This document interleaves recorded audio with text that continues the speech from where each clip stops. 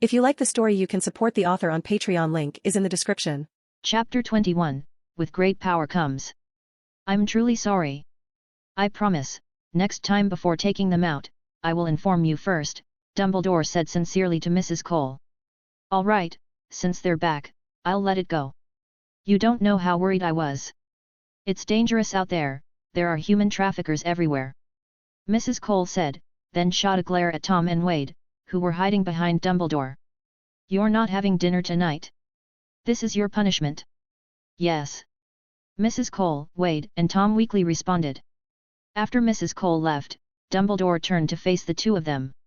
All right, now it's time for you to tell me what happened today. Well, let's go to Tom's room. We'll sit down and talk slowly. Let's use your room. It's more comfortable, Tom quickly disagreed. He didn't want to see Dumbledore in his room again. Who knows if he'll burn something again to scare him. All right, then let's go to my room. A moment later, the three of them arrived at Wade's room. Wade pulled up a chair for Dumbledore to sit, then he and Tom sat down on the edge of the bed. I think you must be hungry. However, since Mrs. Cole punished you by not letting you have dinner tonight, I can't let you break her rules, but we can always have a drink, Dumbledore said, picking up an old umbrella from the side and placing it on the floor. Whoosh! The next moment, the umbrella turned into a small coffee table. This move made both Wade and Tom's eyes light up. Dumbledore waved his hand, and 3 cups of drinks appeared on the table, though no one knew where he had hidden them. I believe you can guess that I didn't just happen to appear here and take the fall for you, Dumbledore began. Wade and Tom nodded. Dumbledore pushed 2 cups of pumpkin juice in front of Wade and Tom.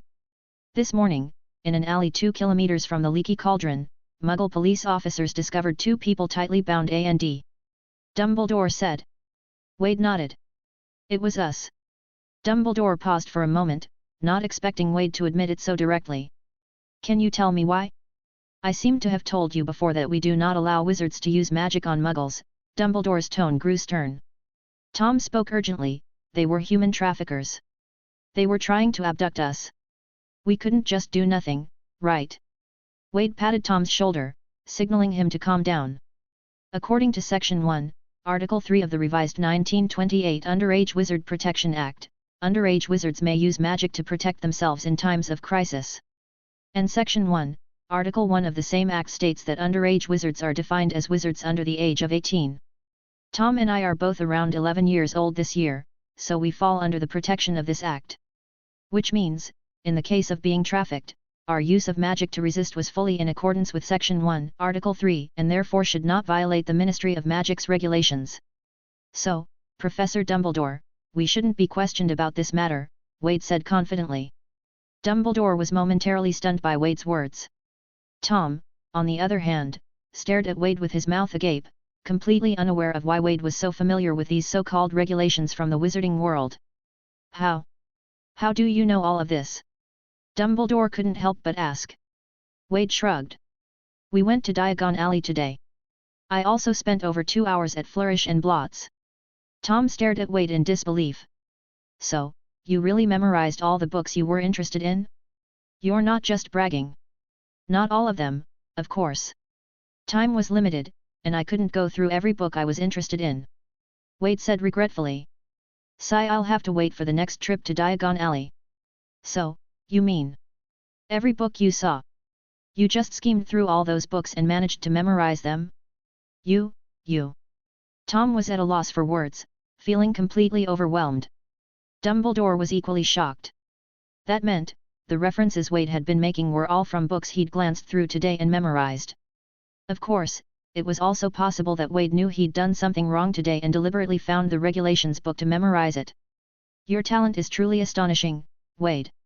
You're right, I can't hold you accountable for this matter.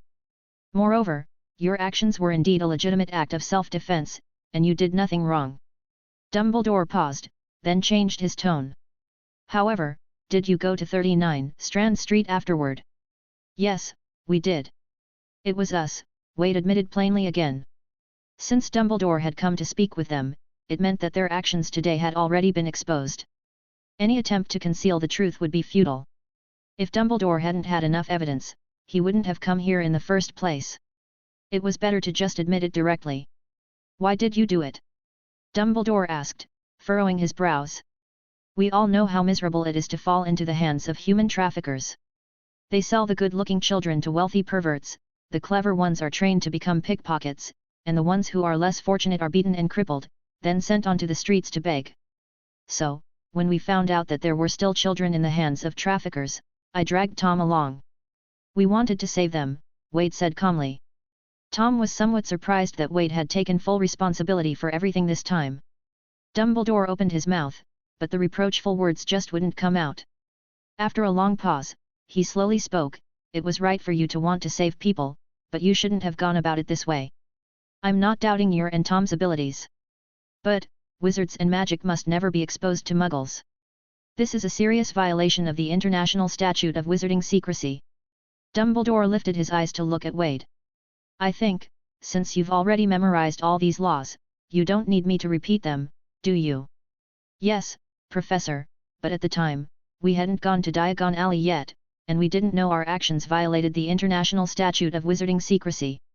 Wade looked at Dumbledore, then lowered his head and said softly, however, I don't regret my actions. There were children in need of help, and I just so happened to have the ability to provide it.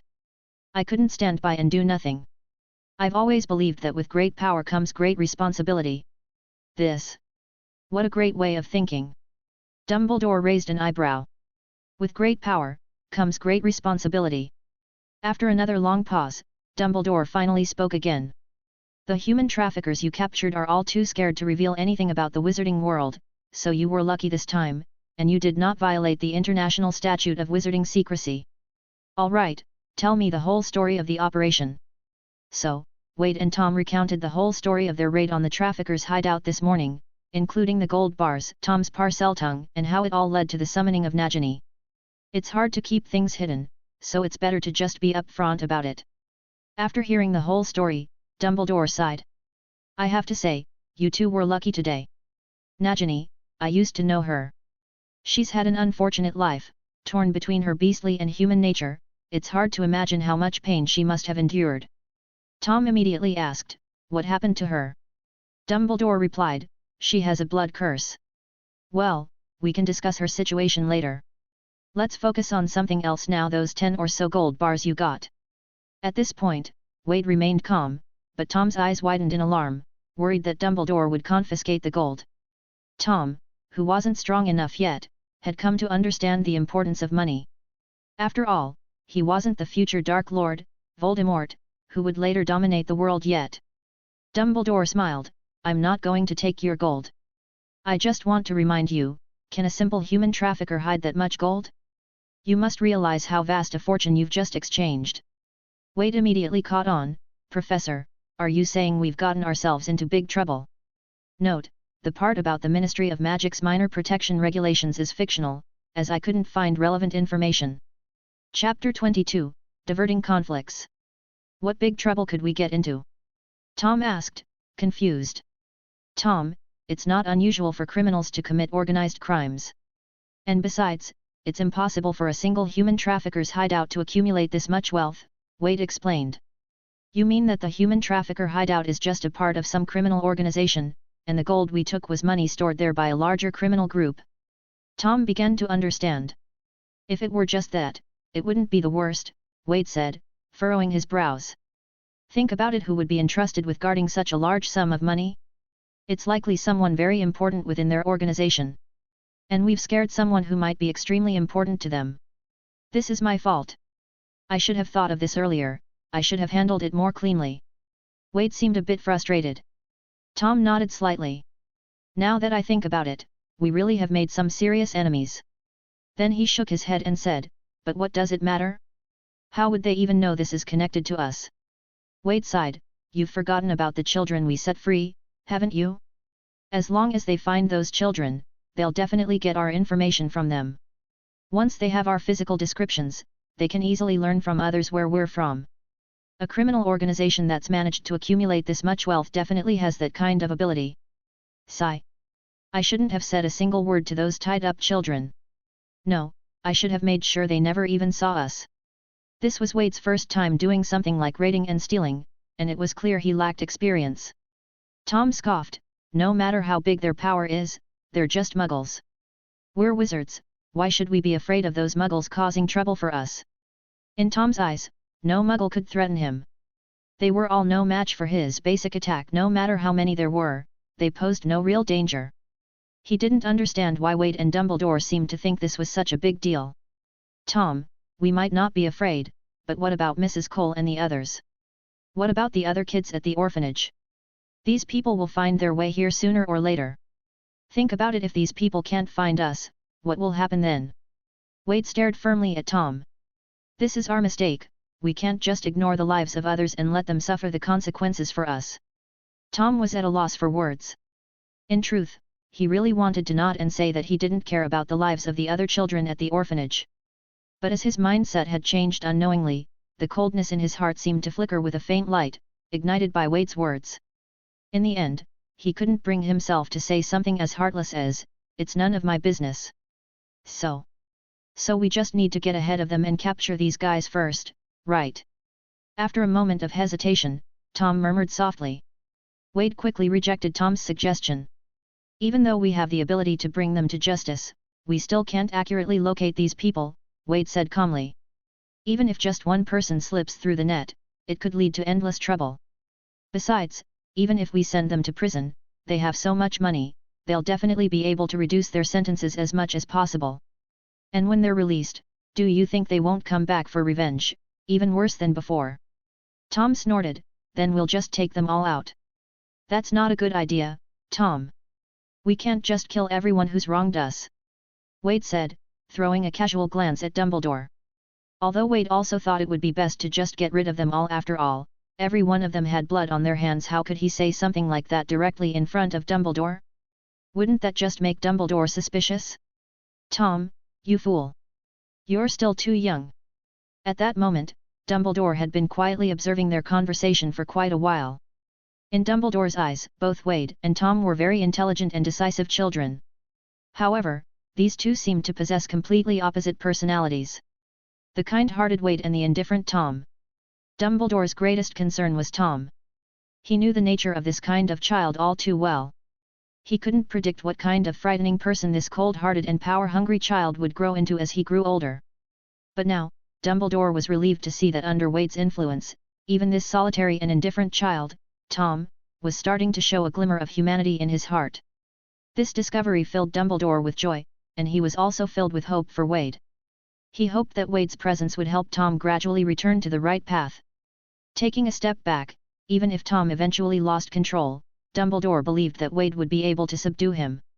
At this moment, Wade had no idea what Dumbledore was thinking.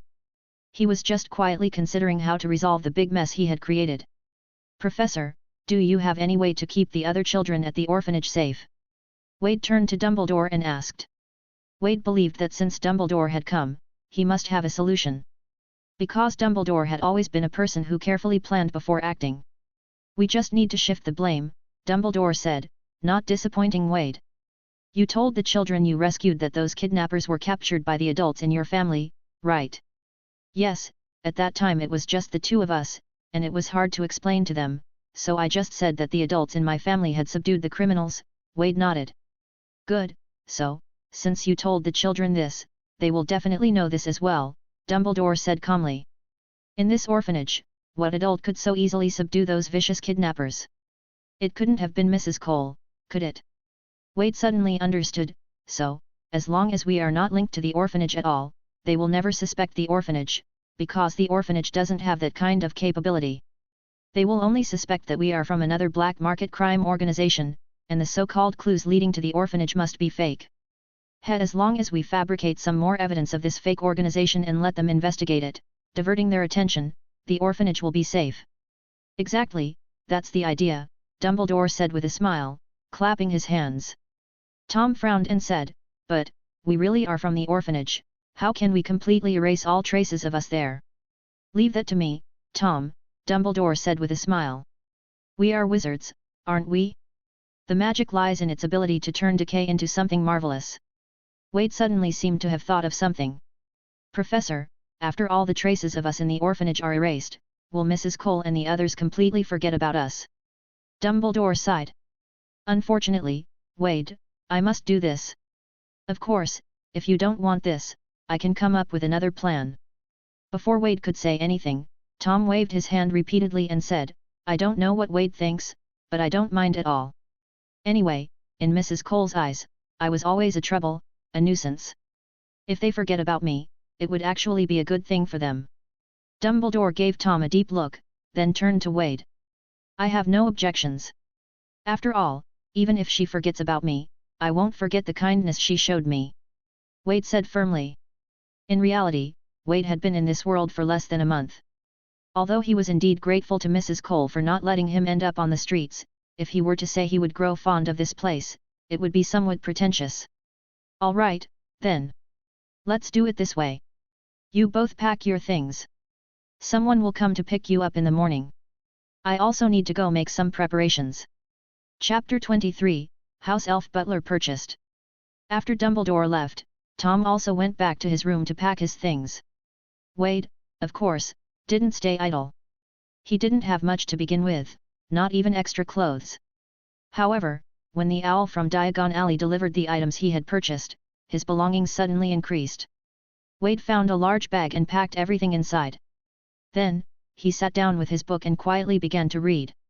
Perhaps it was because he had taken some body-enhancing potions in Diagon Alley, but even until midnight, he still had no desire to sleep. Ding! Time check, midnight, 0 minutes, new items have appeared in the shop. Suddenly, the familiar notification sound rang in his mind. Wade put down the spellbook and, as usual, checked the system store.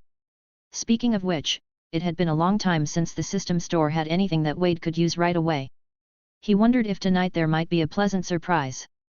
Item 1, Complete Guide to Transfiguration, unlocked, 1000 merit points. Item 2, House Elf Butler, unlocked, 300 merit points. Refresh time countdown, 23 hours 59 minutes 35 seconds. Merit points, 1400 points. Dark Lord achievement, not completed. Finally, something new has appeared. Wade looked at the two items with excitement. Complete Guide to Transfiguration. This book contains all the foundational knowledge of transfiguration and includes insights and experiences from every great transfiguration master throughout history. Wade stared at the system description in shock. It includes the insights of every transfiguration master throughout history? No wonder it's worth 1000 merit points for just one book.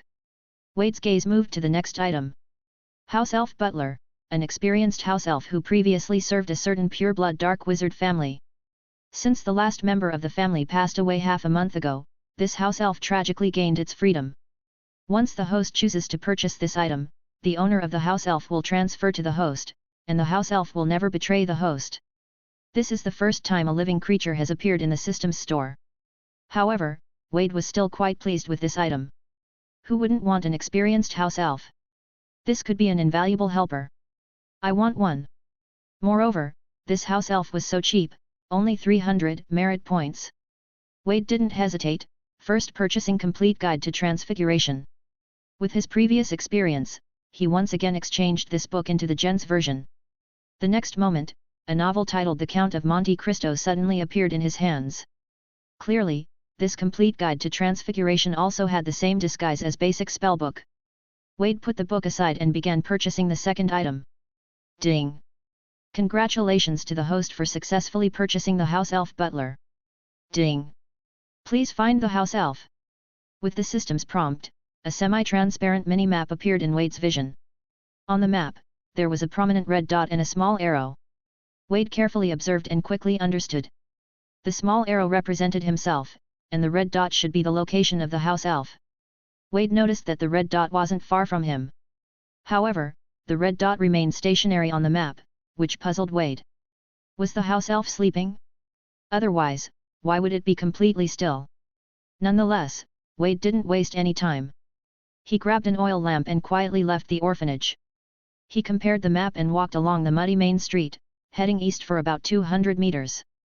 Then, he turned into a narrow alley on the side. This alley was small and dirty, often emitting a disgusting stench. Wade walked carefully, stepping through the waterlogged ground, and reached the end of the alley. In the dim light of the oil lamp, Wade saw a shabby garbage bin. Next to the bin, there appeared to be a small figure lying. Ding! The host has arrived at the house elf's location.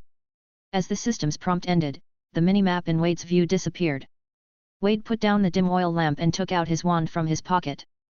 Lumos. The light from the tip of his wand illuminated the dark alley. He saw a house elf lying on the ground, barely alive. The elf was wearing a filthy rag, so worn out it was hard to see its original color, with its tennis ball-sized eyes tightly shut. Wade noticed that the elf's face and body had several injuries. It seemed like it had been recently attacked by some sharp object, appearing to have fainted from blood loss. Such severe injuries, and yet this house elf did not die from excessive blood loss. It was still clinging to life, not dead yet. Wade guessed that it must have been the system's power that temporarily held his life after he purchased the item. No wonder it was so cheap, it turned out he only had half a life left. Thinking of this, Wade didn't waste any time. He first used a cleaning spell to remove the dirt from the house elf's wound. Then, he took out the herbal potion and then stir energy drag thingy he had exchanged through the system earlier and carefully sprinkled it on the wound. The white ginseng produced by the system proved to be highly effective. As soon as it touched the wound, it began to heal rapidly. After treating the wound, Wade took out the bottle of potion he had left over from today. The potion's effect was to replenish energy and temporarily enhance physical strength, which was why Wade hadn't felt as exhausted as Tom when he returned earlier. Now, it seemed, it was just the right time to use it. Wade held his wand in his mouth, and in the light of the wand, one hand lifted the house elf's head while the other slowly poured the remaining half bottle of potion into its mouth. A moment later. Cough, cough, cough. The house elf slowly opened its bloodshot eyes, and the first thing it saw was Wade, who was right in front of it. "Kind-hearted sir. Did you save Toby's life?" Toby struggled to sit up, looking in astonishment at the wounds on his body that had already healed. When he looked back at Wade, his eyes were filled with intense gratitude. "Yes, I found you lying here, all covered in wounds. So, I did some basic treatment for you," Wade calmly replied, removing his wand from his mouth. "Thank you, kind sir.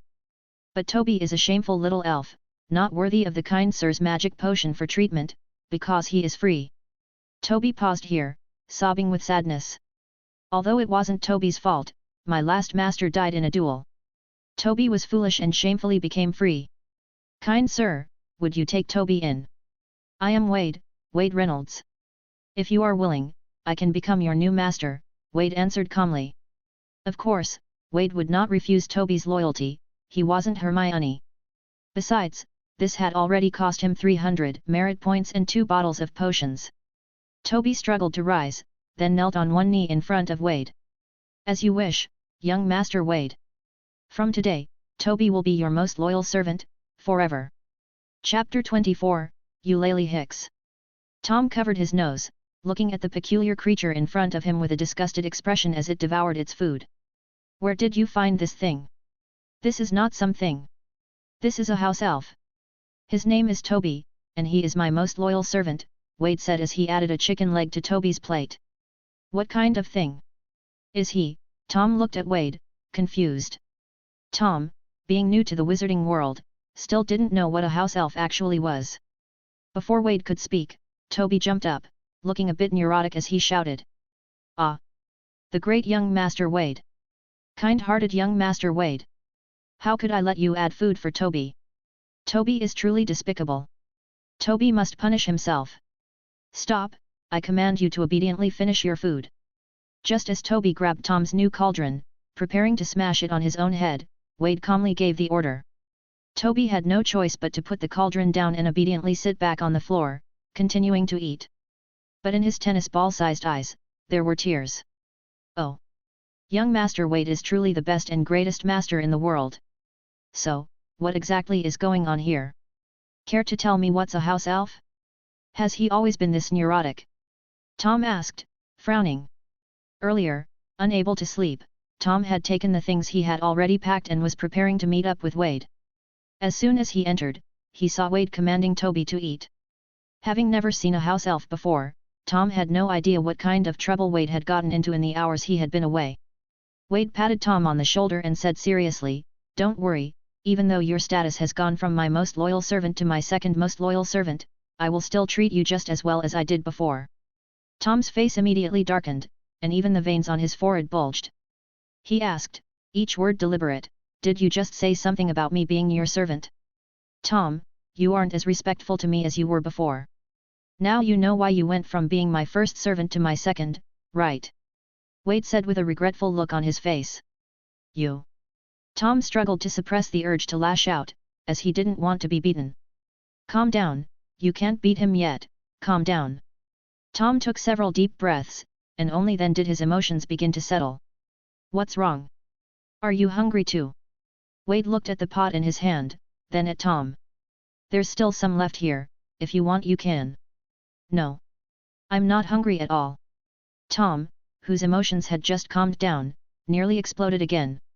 "All right, if you don't want it, then forget it." Wade put the pot next to Toby, allowing him to continue eating. "So what exactly is a house elf?" Tom asked persistently. "A house elf is the most loyal servant of wizards. Their race also possesses a lot of interesting magic. Their magic is different from a wizard's, they're quite useful for handling household chores.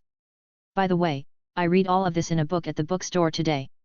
Then, Wade went on to tell Tom about how he had stumbled upon a house elf while wandering outside, sharing what he could.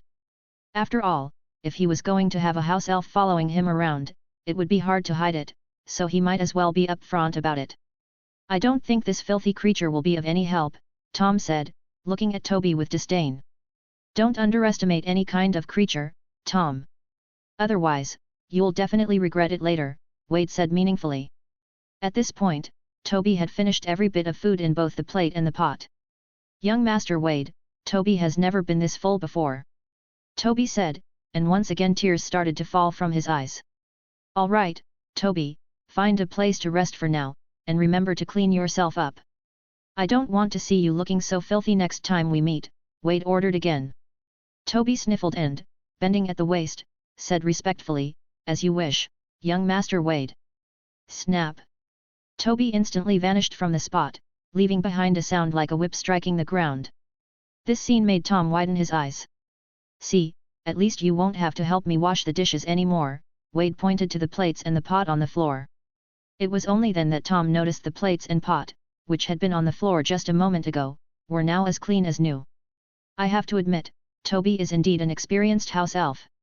When it comes to kitchen magic, he's absolutely skilled. Suddenly, Tom's eyes glimmered, and he said, "Washing dishes is nothing. I could actually cook for you." "You plan to poison me, don't you?" Wade said, unfazed. "Tisk. Is it that obvious?" In the blink of an eye, the sky began to lighten with the faintest hint of dawn. Wade sat on the bed, engrossed in a copy of the Count of Monte Cristo, thoroughly enjoying it. Meanwhile, Tom occasionally glanced out the window. "Do you think Dumbledore's people forgot to come pick us up?" "It's almost daylight," Tom said anxiously. Wade suddenly closed the book slowly and said, "Haven't they arrived?" "Arrived? Where?" Just as Tom asked, he heard the faint sound of horses neighing from the sky. Tom quickly looked up at the sky. The neighing grew louder, and suddenly, a carriage shot out from the dark clouds. However, to Tom, the carriage had no horses at the front, only a middle-aged man acting as the driver. Wade also looked out the window, but in his view, at the front of the carriage were 3 jet-black horses with wings, their bony frames moving with effort as they pulled the carriage down towards them. Wade recognized them. Those were thestrals, a magical creature that could only be seen by those who had truly witnessed death. Before his transmigration, Wade had witnessed death, so he could see the thestrals. Tom, however, being new to the world, with his knowledge still at 0/0, couldn't see the thestrals yet. Thud! The carriage landed in front of the orphanage gate with a loud noise. But the people in the orphanage and the other residents on the street seemed completely unaware, remaining utterly quiet. At this moment, the carriage door suddenly opened, and a black-skinned witch with curly hair, holding a book, jumped out of the carriage. She glanced at the orphanage gate in front of her, then looked up directly at the window of Wade's room, making eye contact with both Wade and Tom. A faint smile appeared on the witch's lips, and then, in the next second, she vanished from the spot. Tom's eyes widened as he looked out the window. "Where did she go? Are you looking for me?" Suddenly, a woman's voice came from behind the two of them. Tom jumped in surprise and quickly turned around. Wade turned his head and saw that the witch had somehow already appeared behind them. Tom stared at her in shock. "You, who are you? How did you get in?" One moment she was outside, and the next, she was behind them on the second floor. Just thinking about it was a little scary. "Hello, my name is Eulalie Hicks. You can call me Professor Hicks," the witch said with a smile, extending her hand to Wade and Tom. Tom watched her warily, not moving. Wade, however, extended his hand and shook hers. "Professor Hicks, are you the one Professor Dumbledore sent to pick us up?" Eulalie Hicks was a character from the movie Fantastic Beasts and Where to Find Them, and she was the charms professor at Ilvermorny School of Witchcraft and Wizardry. She was one of the earliest members of Dumbledore's army. Chapter 25, Jacob and Queenie. "Yes," Professor Hicks smiled and said, "I've already learned about your situation from Professor Dumbledore. I just want to say, you are the bravest young wizards I've ever met. Young wizards of your age don't often have the courage to do such things. I think, you'll definitely be sorted into Gryffindor." Wade couldn't help but blink. Tom Riddle being sorted into Gryffindor? What kind of dark joke was that? Even the coffin lid wouldn't be able to contain Salazar Slytherin if his heir goes to that house. "What is Gryffindor?" Tom asked, looking confused. Wade grabbed a book from Tom's pile of luggage and threw it into his hands. "Take a look at this book and you'll understand. You haven't read it since you bought it, have you?" Tom glanced at the title of the book in his hands, Hogwarts, A History, and couldn't help but frown. He hadn't read the book, as his attention had been completely captured by the spellbooks. As for this kind of historical book, unless he wanted to learn more about Hogwarts and wasn't lacking money for the time being, he definitely wouldn't have bought it. Professor Hicks chuckled. "I'd actually love to tell you about the history of Hogwarts, but I have some things to do right now. Could you please wait on the carriage for a while?" Wade nodded, already guessing what Professor Hicks was going to be busy with. It seemed that Dumbledore had assigned the task of erasing any traces of himself and Tom to Professor Hicks. "All right, let's go," Professor Hicks said, placing her hand on Wade and Tom's shoulders. Snap! In the next moment, the three of them appeared in front of the orphanage, right next to the carriage. "Ugh!" Tom gagged, feeling a bit nauseous. Wade's face was also somewhat pale. First-time apparition can be a bit unsettling. "Take your time to adjust," Professor Hicks said, then vanished once again. When she reappeared, she had already brought out Wade and Tom's luggage. "Frank, can you look after them for me?" Professor Hicks asked the driver. "Of course, go quickly and come back soon, it's almost dawn." The driver, Frank, nodded in response while jumping down from the carriage. He moved Wade and Tom's luggage onto the luggage rack at the back of the carriage and secured it. Professor Hicks, can I bring my house elf?" Wade suddenly asked. "You have a house elf?" Professor Hicks looked at Wade in surprise. "Yeah, I found him just a few hours ago in a little alley over there," Wade said, calling out, "Toby, are you here?" Snap! Toby appeared directly in front of Wade. "Young Master Wade, Toby is here. What can I do for you?" At this point, Toby looked much better than he had a few hours ago, and he had strictly followed Wade's instructions to clean himself up.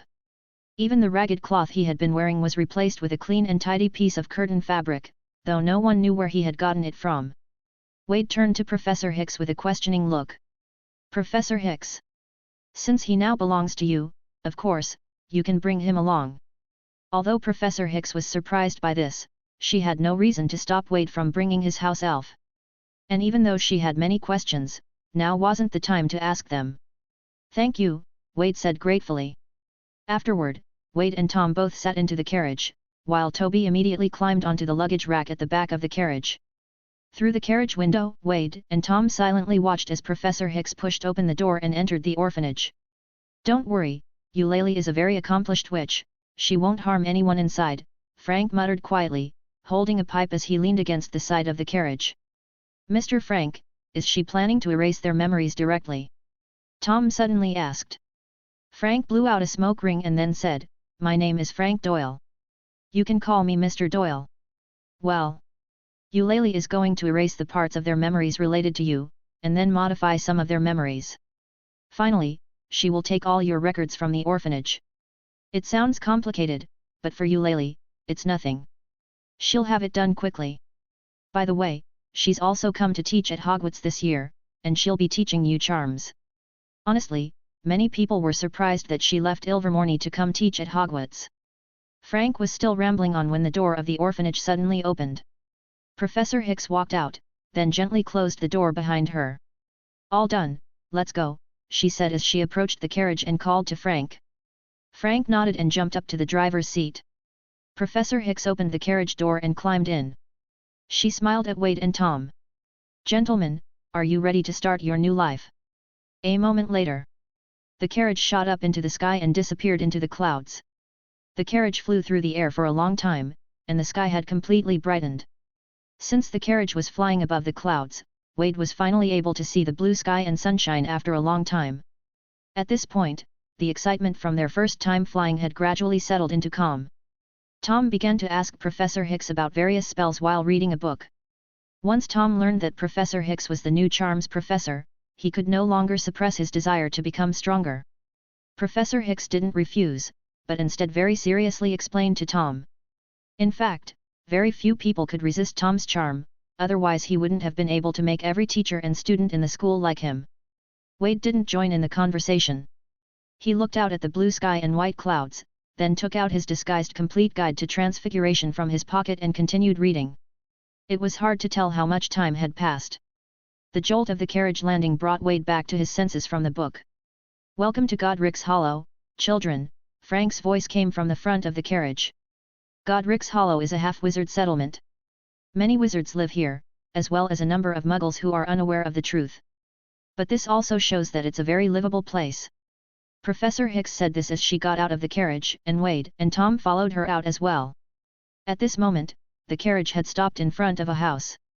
The house looked quite new, but many of the plants in the garden in front of the house were already withered. It seemed that the house's owner hadn't lived here for quite some time. Professor Hicks smiled and said, "This is the home of one of our Muggle friends in England. His name is Jacob Kowalski.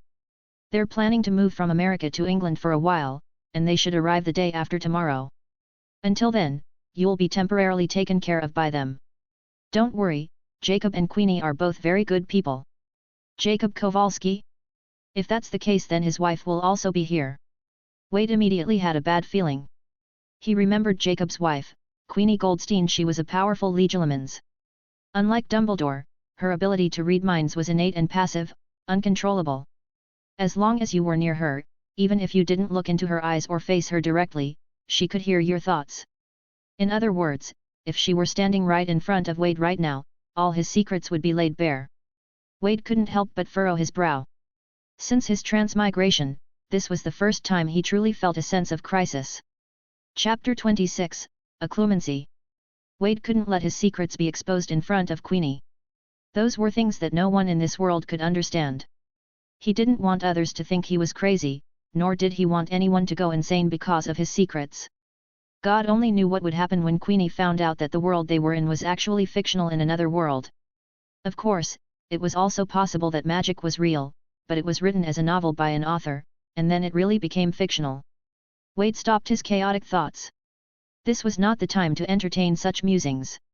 He now urgently needed a solution to the problem. And he only had a day or two at most. After Wade and Tom got off the carriage, Frank Doyle drove off from Godric's Hollow with the Thistral-drawn carriage. Professor Hicks stayed behind to look after Wade and Tom until Jacob and his family arrived. Tom, of course, was extremely excited about this, because it meant he had more time to receive one-on-one tutoring from an excellent professor. Compared to the eager Tom, Wade seemed a bit too leisurely.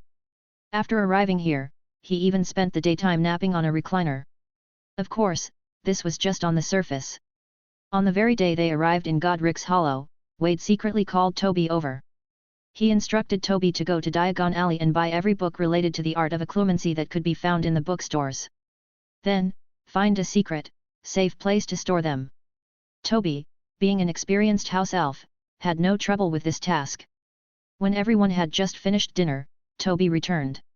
As the evening darkened, Wade proactively mentioned to Professor Hicks that he was tired and wanted to rest early that night. Professor Hicks naturally didn't think much of it, especially since she still had to deal with the eager Tom. Once they returned to their room, Wade locked the door and then instructed Toby to use apparition to take him to the place where the books were stored. It was a dry cave, the entrance of which Toby had sealed with stones, leaving just enough of a gap for ventilation. It was unclear how Toby had found this place. Toby had thoughtfully arranged a full set of tables and chairs inside the cave, along with a bundle of candles. The books that had been bought were placed on the large table. This large pile of books was a mix of new and old, because Toby had even checked second-hand bookstores. He had practically bought every book available on the art of occlumency from the market. At that moment, Wade was extremely grateful to have such an experienced house elf helping him. So, starting that very night, after drinking the invigoration draft Toby had helped him buy, Wade urgently began his studies on occlumency. Learning the basics of occlumency within a day and 2 nights and being able to hide his thoughts from Queenie. Just thinking about it made him feel the chances of success were slim. Wade himself had little confidence in this, but he could only try his best. Of course, because the chances of success were so low, he had already quietly prepared a backup plan. If he didn't manage to learn occlumency during this time, he would take Toby and leave temporarily. After all, coming up with a somewhat plausible excuse for leaving later was better than having Queenie directly probe into his secrets. That night, thanks to his powerful memory, Wade had basically memorized the knowledge of occlumency after going through the books. To Wade, the so-called occlumency was like setting a door in one's mind, locking away the memories one wanted to hide behind that door, preventing others from seeing them. Then, the door was transformed into a screen, continuously playing false memories. When Allegilimens attempted to probe the memory, they could only see these false memories, unable to peek behind the door to the real ones. That was occlumency. Of course, if the Legilimens was powerful enough, they could still see through the illusion and directly break down the door. However, Queenie, who passively triggered Legilimency, wouldn't be able to reach that level. Well, unless she had a wand and directly used Legilimency on Wade. According to the books, there were 2 methods for practicing occlumency. The first method was more effective, and it involved finding a trustworthy wizard who would constantly use Legilimency on you. The first method was designed to stimulate the mind and magical power, helping the magic build resistance against Legilimency. When the Legilimency magic was detected, the mind would automatically construct a mental barrier, passively building the door. The whole process was a bit like stimulating the body's immune system. Compared to the first method, the second method was much slower. The learner needed to deliberately control their consciousness. First, they needed to calm their mind, entering a state of tranquility where they thought of nothing. Next, in that peaceful state, they would add the prepared false memories. Finally, when the learner could maintain this state at any time, the occlumency would be mastered. Since Wade had no trusted wizard to assist him with the practice, he had to choose the second method. After choosing his practice method, Wade began his meditation exercises, trying hard to achieve a state of a mind free from distractions. He didn't even have time to check the system's product refresh that night. Until the next morning, when Toby brought him back, Wade didn't stop his practice. Tom saw Wade with his eyes closed, lying on the recliner meditating, and thought he was just napping. Eager to surpass Wade, Tom was naturally pleased to see Wade slacking off. He hoped Wade would stay lazy like this forever. As for Professor Hicks, she assumed that Wade was just trying to catch up on sleep after not resting well the night before, so she didn't disturb him. This allowed Wade to continue practicing occlumency in peace. This practice was truly difficult. The first step, simply quieting all the distractions, was enough to deter most people. Wade persisted all night but still couldn't achieve the first step. He couldn't even manage to calm his mind slightly. In fact, the more thoughts someone had, the harder it was to find peace, because they were always thinking when they were awake. And Wade was that type of person his mind couldn't even calm down when he was asleep, so how could he possibly achieve a state of mental clarity while awake? As time passed, Wade's mind slowly began to settle. Perhaps, given enough time, he would eventually be able to achieve a state of no distractions. But now, he no longer had much time. As the sun began to set, Wade slowly opened his eyes. In the end, he chose to give up. Tonight, he would quietly take Toby and make a run for it. As for the reason for leaving, he'd think of something if he got caught. Wade tiredly stood up from the recliner. At this moment, Professor Hicks was explaining the basics of transfiguration to the eager Tom. When you transfigure an object, you don't need to consciously imagine all the details of the object you're transforming into. For example, if you want to turn a goblet into a bird, you don't need to visualize every detail of the bird in your mind. If you had to imagine every feather's shape, even a simple transfiguration spell would exhaust you. We only need to imagine the general shape of the bird in our mind during the transformation, and leave everything else to the imagination magic. The magic will naturally help the wizard fulfill their intention. Professor Hicks was covering the basics of transfiguration, which Wade had already read in the Complete Guide to Transfiguration, but everything else is left to the imagination magic. These words now struck Wade's mind like a thunderclap. Wade suddenly realized, of course. I'm a wizard, I have magic, and occlumency is magic. It's not some form of meditation. I don't need to force myself to clear my mind like a muggle. This isn't a state that can be reached in a short amount of time. My approach to practice has been wrong from the start. In fact, as a wizard, all I need to do is leave everything to the imagination magic. The magic will naturally help the wizard fulfill their wishes. Because magic is inherently idealistic. With this thought, Wade, who had just stood up, stretched lazily and then lay back down. Chapter 27, For the Greater Good. The magic system of this world is idealistic. Every spell cast encompasses the wizard's emotions and intentions at the time. So, in the end, the essence of magic in this world is, to some extent, making things happen with your mind. Therefore, truly powerful wizards often don't need to use spells to cast magic. Of course, when they do speak the incantation, their emotions and intentions reach their highest point, and the power of the magic is therefore greatly amplified. For example, Tom in the future using the killing curse as a simple attack. However, for Tom at that time, loudly saying the incantation of the killing curse not only increased the power of the spell, but it also served as a deterrent to others. At this moment, Wade lay on the recliner and entered the same meditative state as before. But this time, he didn't deliberately try to suppress the chaotic thoughts. Instead, he silently focused on the energy known as magic that flowed within him. I need to be calm, my mind free of distractions, Wade thought. Then, he felt his magic begin to move, though it also seemed to stay still. Just as Wade was about to try again, suddenly, he felt a wave of calmness in his heart, and all the distracting thoughts disappeared in an instant. Ah! The feeling was very strange, like being in a bustling marketplace when suddenly all the surrounding sounds fade away, and everything becomes eerily quiet, leaving only the sound of his breathing and heartbeat. Wade marveled at the change, but then he felt a bit puzzled. Clearly, he was still thinking, so why was his mind free of distractions? Wasn't this a contradiction? It was like someone testing his breath, finding that he wasn't breathing, but he could still feel himself breathing. Why couldn't others detect that he was breathing?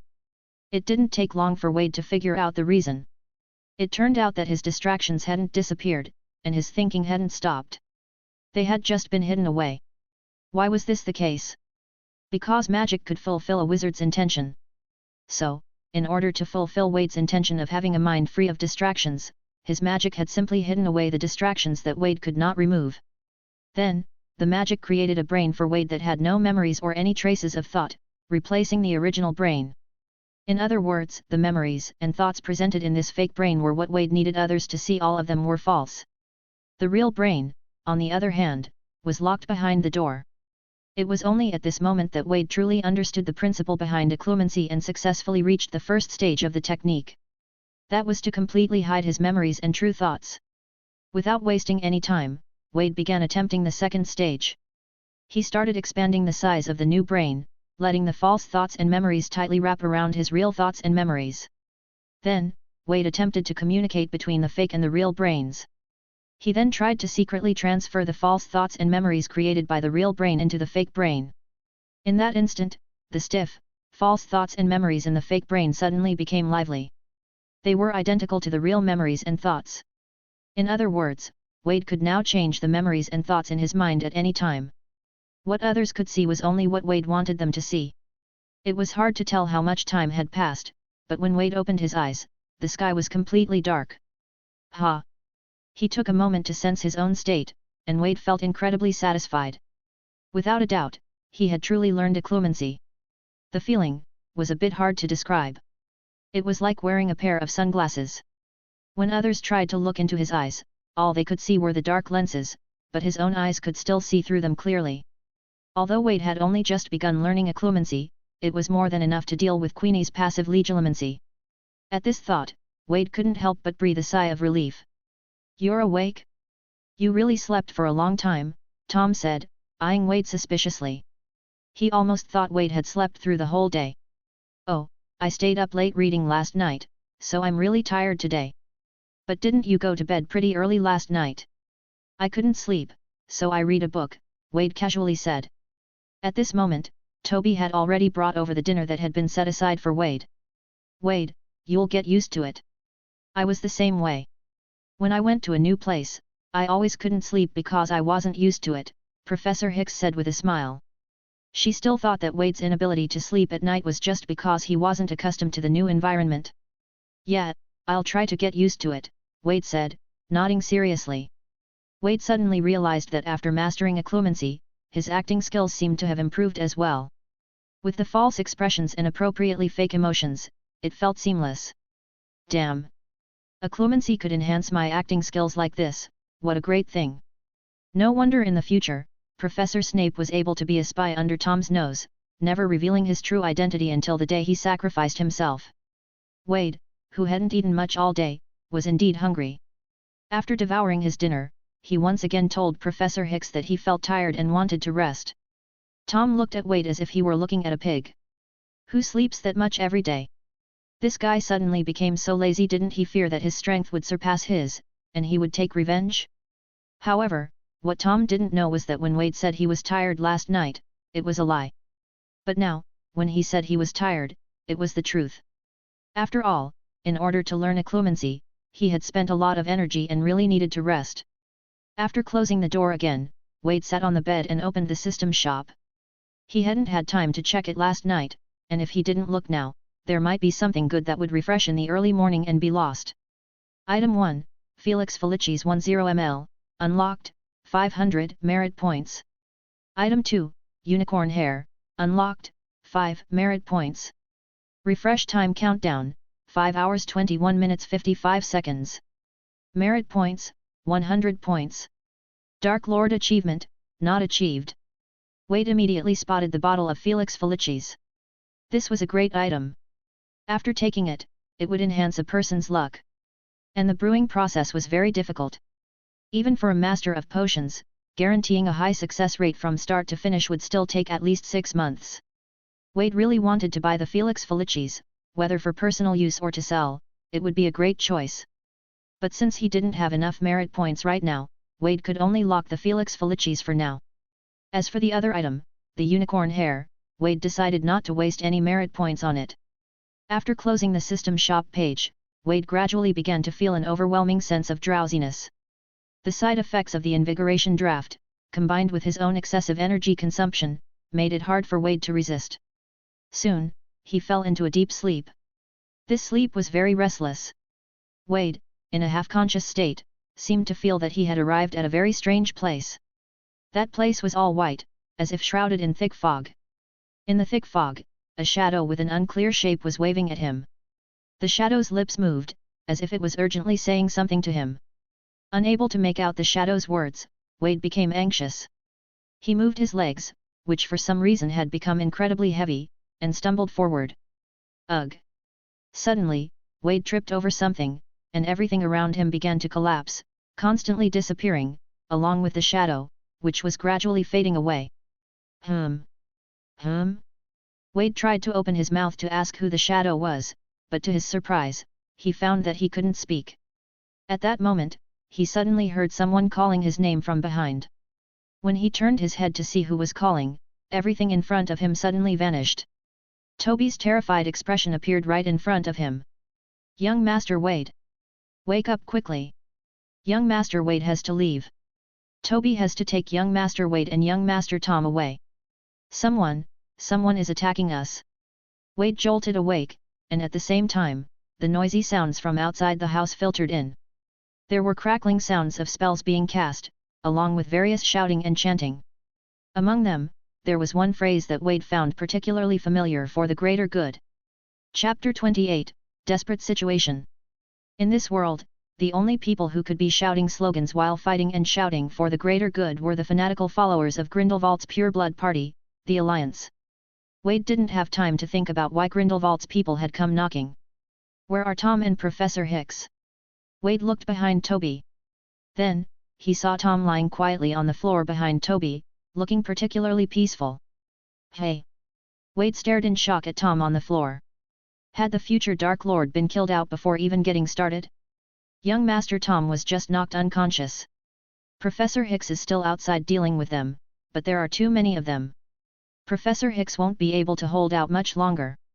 We need to leave quickly. Toby grabbed Tom's hand and anxiously reached out his other hand toward Wade. Quick, grab onto Toby, and Toby will take you both out. Ah! Boom! Before Toby could finish his words, the wall behind him was blasted open. The violent shockwave knocked Toby unconscious, and he collapsed beside Tom. Because Wade was in front of Toby, the explosion's shockwave was partially blocked by Toby, which was why Wade didn't lose consciousness. However, he was still dazed from the shock. At this moment, the wall had a large hole in it, and through the dust in the air, a tall figure was crawling into the room through the hole. Wade quickly drew his wand. Obstructum. Boom. The tall figure had barely entered the room when Wade cast a barrier charm, sending the figure flying back out of the hole. After casting the spell, Wade didn't freeze up but immediately rolled to the side, tumbling off the end of the bed. Undoubtedly, his decision was correct. Just as he rolled off the bed, 7 or 8 spells struck the spot where he had just been sitting. The poor wooden bed was shattered by the spells. Feathers and wood splinters flew everywhere. Wade waved his wand lightly, and Tom and Toby were magically pulled over to him from the floor. The heavy wooden cabinet, which had slowly fallen over due to the shockwave, landed exactly where Tom and the others had been lying, sending up another cloud of dust. Wade quickly checked the 2 people on the floor. Toby had been knocked unconscious, and Tom seemed to have just been hit by a stunning spell, so they both appeared to be fine. But now, with Toby unconscious and the pure-blood party outside about to rush in again, there was no time to wake Toby up and have him take them out. Wade looked at the 2 of them on the floor, realizing that he couldn't stay here any longer. If the people outside simultaneously cast large area destructive spells like explosion curses, the house might collapse, burying them all inside. Right now, the only option seemed to be to rush out, create a distraction, and make the others think everyone inside had escaped, temporarily drawing their fire away from this room. Moreover, he had no idea what was happening with Professor Hicks. Wade didn't hesitate any longer. He pointed his wand at a nearby wall. Reducto. Boom. A large hole was blasted through the wall. The moment the large hole was blasted open, Wade was already rushing out with the debris and dust. The explosion happened so suddenly that the people outside hadn't reacted yet. Moreover, Wade was covered in dust, and his 11-year-old body was small. As a result, no one from the pure-blood party outside noticed that Wade had already gotten out. Wade vaguely saw 2 figures standing in front of him. Perhaps because the wall behind them was at the back of the house, with neither a door nor a window, the pure-blood party had left only 2 people to guard it. Those 2 had not expected anyone to come out from here. Stupefy. Immobilis. Caught off guard, the 2 people were immediately knocked down by Wade, who was hidden in the dust. Since most of the people outside were likely enemies, Wade showed no mercy. Besides, in a life-or-death situation, Wade didn't have time to distinguish friend from foe. He decided to take them down first. His dramatic exit, which made a lot of noise, indeed caught the attention of the pure-blood party members. There's movement over there. It seems like the people inside broke through the wall at the back and are charging out. They all gave up on continuing to attack the house and instead circled around it, heading this way. The sound of hurried footsteps grew louder as they approached. With so many people coming, Wade guessed that Professor Hicks was probably in grave danger. Nebulous. After knocking down the 2 people, Wade immediately cast the fog spell. In an instant, a dense white mist surrounded Wade, and the area covered by the mist began to rapidly expand. As a result, when the pure-blood party members rounded the corner of the house, they collided directly with the expanding white fog. Be careful. Don't accidentally hurt our own people. The person who shouted didn't finish their sentence before letting out a scream and collapsing to the ground. Wade lowered his wand and quickly moved his position within the white mist. As he ran, the tip of his wand continuously emitted more mist outward. There. Just as Wade started to move, the spot he had just occupied was bombarded with various curses. Didn't hit. He ran away. Bastard. If you've got the guts, come out. Ah. With another loud-mouthed pure-blood party member being quickly taken down, the others didn't dare make a sound. SHH. It was clear that the person hidden in the mist was attacking based on sound. The enemy could attack at any time, while his side, due to their numbers, feared hitting their own people and dared not attack recklessly. As a result, the Pure Blood Party's numerical advantage was instantly nullified. Wade kept moving through the mist. Though the enemy couldn't see him, he couldn't see them either. He could only keep using the mist to restrain them while hiding in it to launch surprise attacks. This was the most effective strategy for now. After all, even though he had the strength of an adult soul and thus magical abilities on par with an adult wizard, he still couldn't fight off multiple enemies at once. Moreover, the enemies were all experienced fighters from the Pure Blood Party, the elite under Grindelwald's command. Even if he were to find a random Pure Blood Party member to duel, Wade, with his shallow combat experience at this stage, didn't have much confidence in defeating them. Ultimately, it all came down to the fact that he hadn't spent enough time learning magic. Protego Totalum. Protego. After two of their teammates were ambushed, the remaining Pure Blood Party members quickly cast the shield charm, wrapping themselves up tightly in a defensive barrier.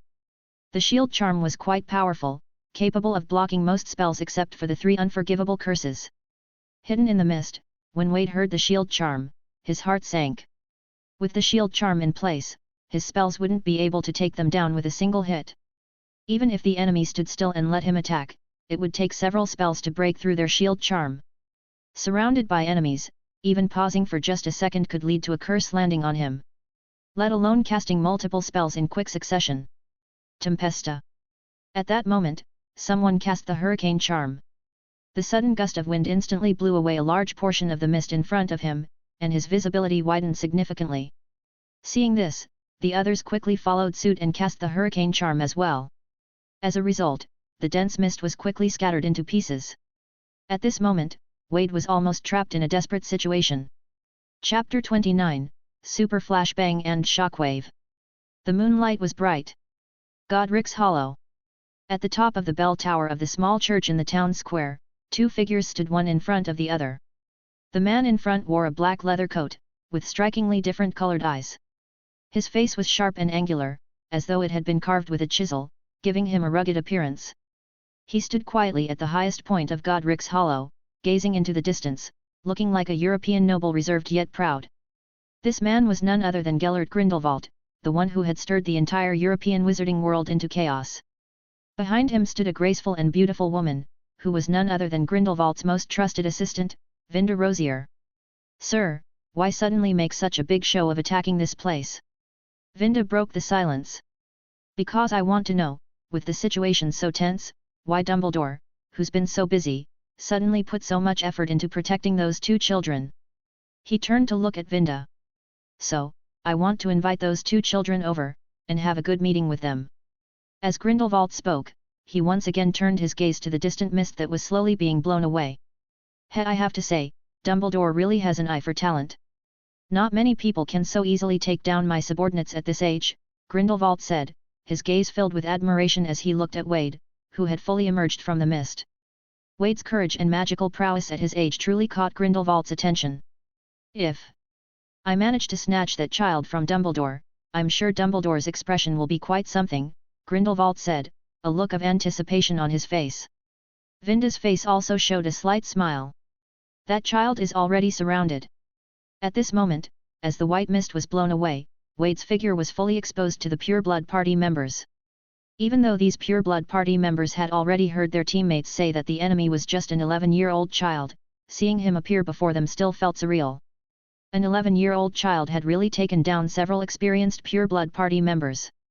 Wade looked at the Pure Blood Party members slowly surrounding him, feeling an unprecedented calmness in his heart. "Haha! So it really is just a little brat who's barely out of his diapers. Olaf was taken down by such a little brat? Ha ha ha, I can laugh at him for the rest of his life. Oh poor little child, you're so cute, come to sister's arms. Put down your wand, kid. Or you'll suffer. Hee hee. Give him a cruciatus curse, and he'll behave. Hey! Olaf, you're awake. Get out of the way. Let me kill him. That won't do. Did you forget the orders?" At this point, Wade was completely surrounded. That feeling of unprecedented calmness in his heart had now turned to awkwardness. The Pure Blood Party members he had previously knocked out had been revived by their teammates, and were now glaring at him with hatred. Being knocked out by a child was an immense disgrace to them. If it weren't for Grindelwald wanting them alive, they would have used the killing curse instead of the cruciatus curse. I'll say it again, put your wand down, quietly. One of the pureblood party members said coldly.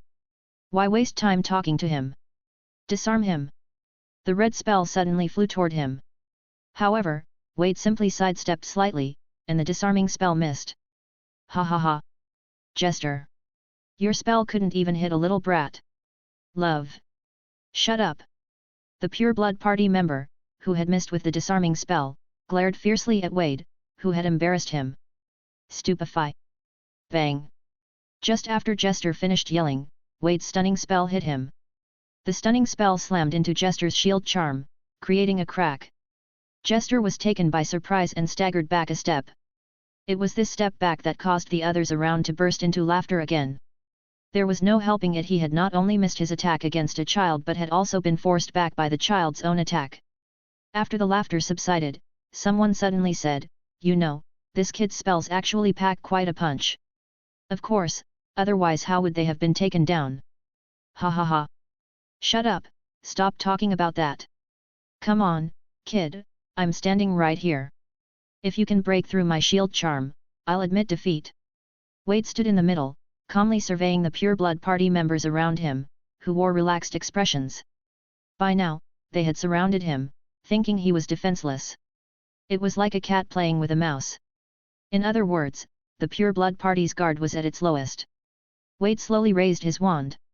But the pureblood party members paid no attention to him. After all, they had already seen Wade's magic earlier. Although the spell had considerable power, escaping from their encirclement today seemed almost impossible. That's why someone was loudly taunting, standing still and daring Wade to attack. When the others heard this and saw Wade raise his wand, they all had amused expressions, completely devoid of any sense of tension. When did you all start thinking I couldn't fight back? Wade suddenly said softly. The pureblood party members immediately burst into laughter.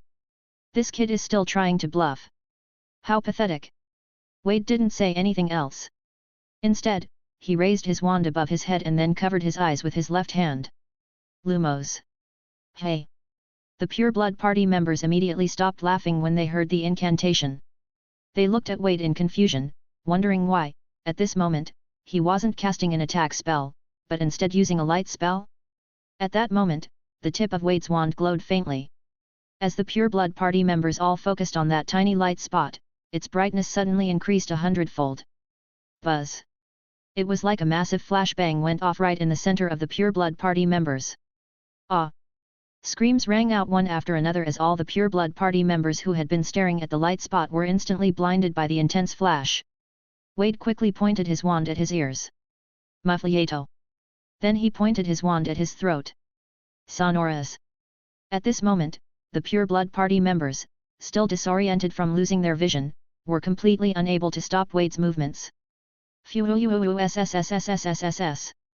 Wade took a deep breath and then let out an earth-shattering roar. Hhhhh. Ugh. What the? Ack. The immense sound shattered all the glass in Godric's hollow. The people who had been hiding in their homes out of fear of the pureblood party were now even more terrified, trembling in fear. The pureblood party members, who had already been temporarily deprived of their vision, were instantly struck as if by a lightning bolt. The earth-shattering roar was like a curse upon them, making their situation even worse. The pureblood party members were all clutching their ears in pain, collapsing to the ground. Blood began to flow from their ears. The shield charm couldn't withstand the attack of sound waves. Wade stood in place, watching the pureblood party members collapse one by one, unable to maintain their shield charms. As the youngest biologist of his time, he knew exactly where the human body was most vulnerable. The eyes and eardrums were undoubtedly among the most vulnerable areas. Once these two places were targeted, a person would instantly lose their ability to act. As for the Lumos charm and sound amplifying charm, they could always be adjusted for strength depending on the wizard's needs. Because magic is inherently idealistic, under Wade's strong will and emotions, these two simple spells immediately gained 100-fold increase in power. Combined, they created the effect of a super flashbang and shockwave. The pureblood party members, who were so close, suffered greatly from it. Wade lightly waved his wand, and the stones on the ground turned into thick ropes, binding the immobilized pureblood party members. Huff, huff. Finally. Just as Wade let out a sigh of relief. Suddenly, he felt a hand on his shoulder. Well done. But when did you start thinking you were safe? Wade froze for a moment, slowly turning his head. He was just in time to see Grindelwald watching him with a smile that was neither a smile nor a sneer. Chapter 30, Are you Dumbledore's favorite student? Wade's heart sank. It seemed that there was no way to escape today. The fact that the other person was able to sneak up behind him without him noticing was enough to prove that their strength was far beyond his own. So, no matter what the other person intended to do, he had no room for resistance. Indeed, as Grindelwald spoke to Wade, Vinda had already started untangling the ropes that had just been tied around the pureblood party members without any hesitation. Who are you? Wade asked, even though he already had a guess. Anyone who could quietly come up behind him, and looked so distinctive, could only be the current Dark Lord, Gellert Grindelwald, right? You must know Dumbledore, right? I'm Dumbledore's friend, Gellert Grindelwald, Grindelwald said with a smile. Wade glanced at Vinda, who was treating the pureblood party members. Clearly, these people are yours. As far as I know, Dumbledore's friends wouldn't send people to attack us.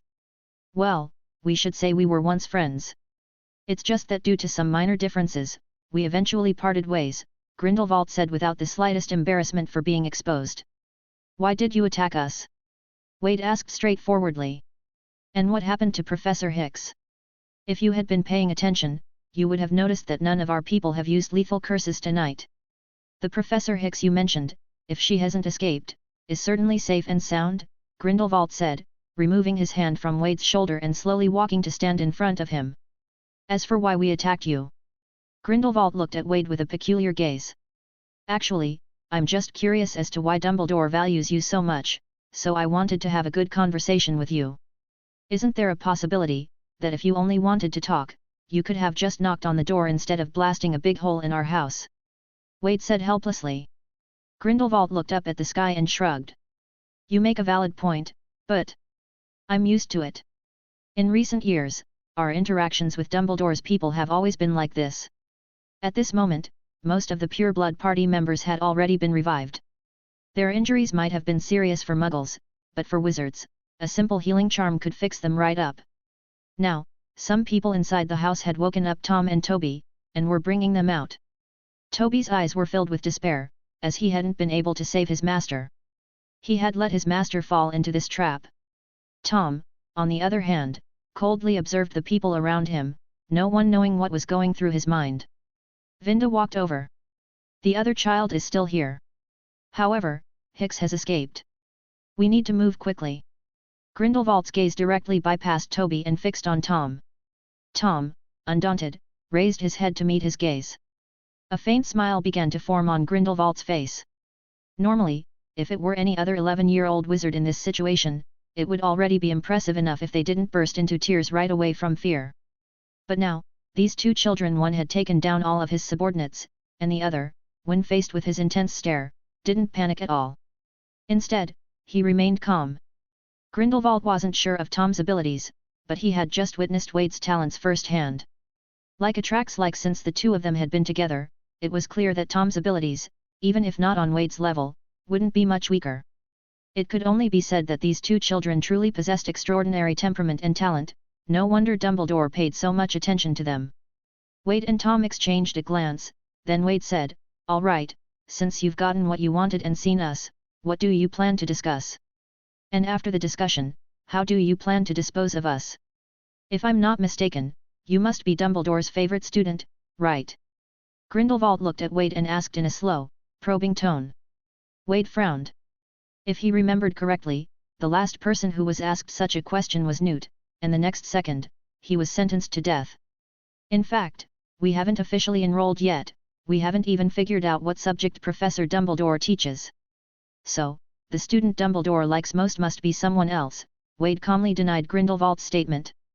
Dumbledore's favorite student? No, that's not me. Especially not in front of you. Grindelwald silently watched Wade and suddenly broke into a smile. In that case, how about you come with me? If you come with me, I can show you sights that you would never have the chance to see at Hogwarts, and you can easily gain the power you've always dreamed of. If you desire power, I suggest you don't miss this opportunity. Since you know Dumbledore, you should be aware that there is a great deal of magical knowledge he will never let you access. Without a doubt, Grindelwald saw through Wade and Tom's inner desires, their longing for power. Why was Grindelwald able to attract so many people to serve him? Because, at least on the surface, he was the kind of person who was eager to help you fulfill your desires, and he indeed had the power to make those desires come true. This created an illusion, making people believe that he was sent by the heavens, a savior tailor-made for them. When people encounter such a savior, one who is willing to help them out of their predicament and fulfill their desires, it's only natural that they would be drawn to him. In this way, how could his followers possibly be few? And now, Tom was already very tempted. For him, staying with Dumbledore meant he had to act humble and submissive. But following Grindelwald would allow him to fully express himself, not having to suppress his true nature, and he could also learn magic that he couldn't before. At this point, Tom no longer had the same prideful arrogance of not wanting to be below others. It didn't matter, anyway, he would still be beneath someone, under Wade. However, just as he was about to agree, Wade firmly shook his head, causing Tom to swallow the words he was about to say. Having spent so much time with Wade, he knew that Wade was someone who would never let himself be at a disadvantage. If following Grindelwald brought benefits, Wade would definitely not refuse. So, even though Tom didn't understand why Wade rejected Grindelwald, he decided to trust Wade's judgment logically. Wade, of course, would never join the Pure-Blood Party. After all, according to the course of history, Grindelwald was defeated in 1945, and now it was already 1938. Knowing that defeat was inevitable, joining the Pure-Blood Party now was no different than joining Hitler's army. Since he already knew who the eventual victor would be, why not follow the winner? Moreover, even without the system's assistance, he could still grow stronger. There was no need to put his life on the line and risk everything by aligning himself with Grindelwald. Grindelwald and his followers right now, frankly speaking, were nothing more than a group of terrorists. Unless he could truly realize his ideology and successfully clear his name, but in Wade's view, his ideology was never going to come to fruition. "Thank you very much for your favor, but please allow me to decline," Wade said, rejecting Grindelwald's invitation. "That's truly a shame." Grindelwald's eyes narrowed slightly. "However, you still have to come with me. I believe after seeing the work we intend to do, you will change your mind." "No, they're going nowhere," Dumbledore said slowly, stepping out of the shadows. Chapter 31, Protego Diabolica. When Wade saw Dumbledore appear, he knew that his goal of stalling for time had been achieved. However, what puzzled Wade was that it seemed Grindelwald had already noticed his intention to stall.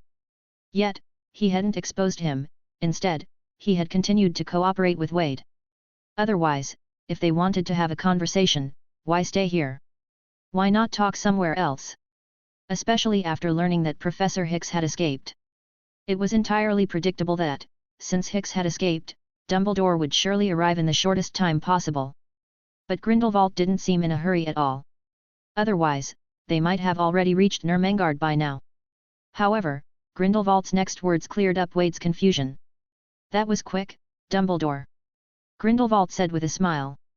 "I had originally planned to convince these two children to join us in front of you, but, unfortunately, I failed. It's strange, they both desire power so much, yet they remain indifferent to my invitation. Trying to sway people in front of Dumbledore? What kind of unique NTR fetish is that?" Wade thought to himself. "That means your charm isn't as high as you expected. And not everyone is like you, willing to do whatever it takes to achieve their goals. They may be young, but they can tell right from wrong," Dumbledore said coldly. "I can already foresee your failure, Grindelwald." "Failure? My power is at its peak, my followers are spread all over the world, and our ideals even make enemies turn to our side. You say I will fail?" Grindelwald sneered. "All these years have passed, and countless facts have proven that your ideals were just the reckless fantasies we had when we were young. They are impossible to achieve," Dumbledore said, a hint of sadness flashing in his eyes. "Moreover, you don't actually care about what will happen to this world in the end. You're just trying to satisfy your own hidden ambition, aren't you? In your eyes, have I become so worthless?"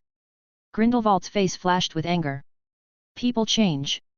The you now, I don't recognize at all. At least the Gellert I once knew wasn't so disgraceful, Dumbledore said, his face filled with sorrow. Think about the things you've done these years.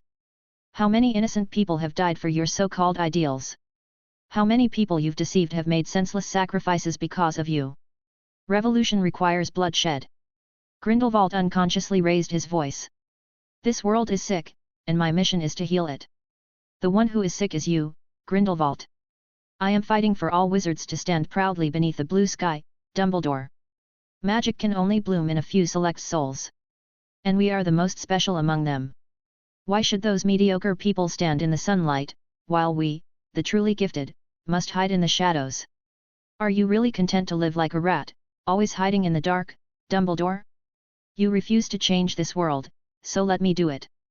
If you want to hide in that school like a turtle, I won't blame you. But one day, I will lay the world I envision right before your eyes. And until then, please, do not stand in my way. After that, both of them fell silent. Since they weren't speaking, naturally, no one else dared to say a word. After a long pause, Dumbledore finally sighed and said, no matter how beautifully you word your self-justifications, you cannot hide the pain you have brought to this world. Enough. This argument leads nowhere. We've already had this conversation countless times in the past, Grindelwald. Let's just settle this. With that, Dumbledore drew his wand. Ahaha, planning to fight when you can't argue your point? But Dumbledore, do you really think you can defeat me if it comes to that? Grindelwald said, spreading his arms wide. At the same time, the Pure Blood Party members gathered behind him, their eyes sharp and focused on Dumbledore. No matter how powerful Dumbledore was, he was still just one man. If it came to a fight, the Pure Blood Party members certainly wouldn't face him one-on-one. If Grindelwald restrained him, and the other Pure Blood Party members launched simultaneous sneak attacks, even Dumbledore would only face defeat. Don't tell me. Wade narrowed his eyes. Could it be that, due to the ripple effect of his actions, the final showdown between Dumbledore and Grindelwald was going to happen earlier than expected? Dumbledore calmly looked at Grindelwald, as if he didn't even notice the Pure Blood Party members behind him. Well, since I knew you were here, how could I come alone? As soon as Dumbledore finished speaking, countless figures suddenly appeared behind him. In no time, the number of people behind Dumbledore surpassed that of Grindelwald's Pure Blood Party. Although Dumbledore's followers weren't as numerous as Grindelwald's, with the addition of the Aurors from the Ministry of Magic, Dumbledore's side had a clear numerical advantage. Professor Hicks was naturally among them, but she looked very disheveled, clearly having paid a heavy price to break through and deliver the message to Dumbledore. At this moment, she was looking at Wade and Tom with deep concern. Wade, Tom, come over here, Dumbledore waved at them. Wade didn't hesitate. He called for Toby and immediately walked toward Dumbledore's group. Tom, on the other hand, hesitated. Based on their conversation earlier, Tom had already guessed what Grindelwald was up to. Such a person was always ruthless and merciless. So, was it really okay for them to go over now? After all, they were practically right next to Grindelwald. It seemed that Grindelwald had read Tom's thoughts. Since you're unwilling to join us, then go back. Don't worry, I won't harm you. Our kind is already too few. Also, my offer will always stand. If you change your mind in the future, you can still choose to come to me. Tom couldn't help but look at Grindelwald again before quickly following Wade's steps. Don't tempt my students, Grindelwald, Dumbledore said angrily, glaring at Grindelwald. Everyone has the right to make their own choices, Dumbledore. You can't stop people from yearning for freedom and truth. As Grindelwald spoke, a wand appeared in his hand. It was a long, scarred wand, one of the fabled Deathly Hallows, the Elder Wand. He lightly drew the wand in front of him. Protego Diabolica. Whoosh! A wall of eerie blue flame suddenly appeared between Grindelwald and Dumbledore. It was nice seeing you, my old friend, but I'm afraid the children chose you. I shall get going now. He waved his hand, and the Pure Blood Party members behind him immediately turned and dissipated, vanishing from their positions. Today, Dumbledore's side had the advantage in numbers, and if they fought head-on, the chances of success were slim, so Grindelwald decided to retreat. After all, today's goal had already been achieved. Grindelwald believed that, although his attempt to recruit the two children had failed on the spot, his words had certainly planted a seed in their hearts. Since these two children were so highly valued by Dumbledore, everything he had done today would not be in vain. Chapter 32 The Hogs Head Inn in Aberforth. The skirmish in Godric's Hollow shook the entire British wizarding world. For the first time, Grindelwald, who had never made a move in Britain before, had openly appeared within the country and even initiated a riot. The Ministry of Magic had to work very hard to make the Muggles living in Godric's Hollow forget what had happened the previous night. The next morning, Wade saw the huge headline in a profit newspaper that Dumbledore had brought over. Godric's Hollow riot. Has Grindelwald officially declared war on the British wizarding world? The accompanying image showed the pureblood party attacking a house, surrounding it with constant spells. It wasn't clear where the photographer was hiding at the time, but the moving picture effect was quite impressive. The sense of oppression brought by the pureblood party was fully captured. By this time, Wade and the others were no longer in Godric's Hollow. Because they were targeted by Grindelwald, Dumbledore had taken them away during the night. Although Wade thought that, given Grindelwald's character, since he had let them go this time, he likely wouldn't come after them again. After all, if Grindelwald had wanted to forcefully take them, he could have done so the previous night, before Dumbledore arrived. There was no need for a second time. When they got off the Thistral-drawn carriage again, they had arrived at a new place. This place looked like a small town, but the buildings in the town were filled with the distinctive colors of the magical world. Since everything here was so openly magical, it was clear that this was a purely wizarding settlement. "This is Hogsmeade," Dumbledore said as he jumped off the carriage. "It is the closest wizarding village to Hogwarts." At this point, Tom also got off and curiously looked around. Seeing the unabashedly magical world style around him, Tom's eyes sparkled with excitement. Since this was a wizarding village, he didn't need to hide everything about the magical world like he did at the orphanage or in Godric's Hollow. In other words, he could cast spells freely. Because Professor Hicks had been seriously injured during the battle with the pureblood party and needed to be observed at St. Mungo's for a while, Dumbledore had personally brought them to their new place of residence. Wade suddenly asked, "Professor, the house in Godric's Hollow was attacked. Mr. Kowalski and his family are okay, right? I heard they were supposed to arrive today." When Dumbledore heard that Wade was concerned about Jacob's family, a faint smile of relief appeared on his tired face. "I had them return. This is my fault, Wade. I never expected Grindelwald would make a move against you, and almost dragged my dear friends into a life-or-death crisis." Dumbledore seemed a bit shaken. While Grindelwald might not have been willing to kill Wade and the others, he definitely wouldn't go easy on Jacob. If Jacob and his family had arrived earlier and been captured by Grindelwald, the outcome would have been truly tragic. "So they aren't coming?" Wade was a bit speechless. He'd spent an entire day learning the brain-locking spell, and now it seemed like it hadn't been needed. But, he couldn't say the brain-locking spell had been useless. At the very least, it had improved his acting skills, and he could occasionally tell little lies in front of Dumbledore. Overall, gaining another useful skill wasn't a loss. "This isn't your fault, Professor. Who would have thought that Grindelwald would launch an attack because of us? We didn't even know who he was before. I'm glad to have your forgiveness, Wade. In fact, you could say you were dragged into this because of me. He was in London at the time, so some of my actions couldn't have escaped his notice. That was my oversight. No, the cause of everything should be because of me. If I hadn't acted impulsively, you wouldn't have had to arrange so much for us, and none of this would have happened. How can saving someone be considered a mistake?"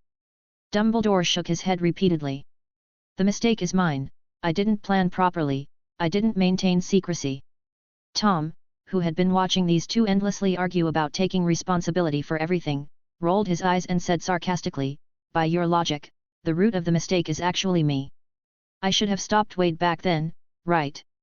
Hearing Tom's words, Wade and Dumbledore stopped. Just when Tom thought he could finally settle down and rest at their new place, Wade suddenly stared at him and asked, "Yet? Why didn't you stop me?" Tom widened his eyes, looking at Wade in shock. "Didn't I stop you? Did you?" "I did. Then why did I still go?" "You? When did I ever have the ability to stop you? You couldn't stop me, so it's your fault." "It's all your fault, Tom. Tom, hey. You just like to bully me, the honest one, don't you? I've never met someone so shameless. Just wait, once I can beat you. I'll settle both old and new scores. Ha ha ha, you two really get along well." What a great friendship!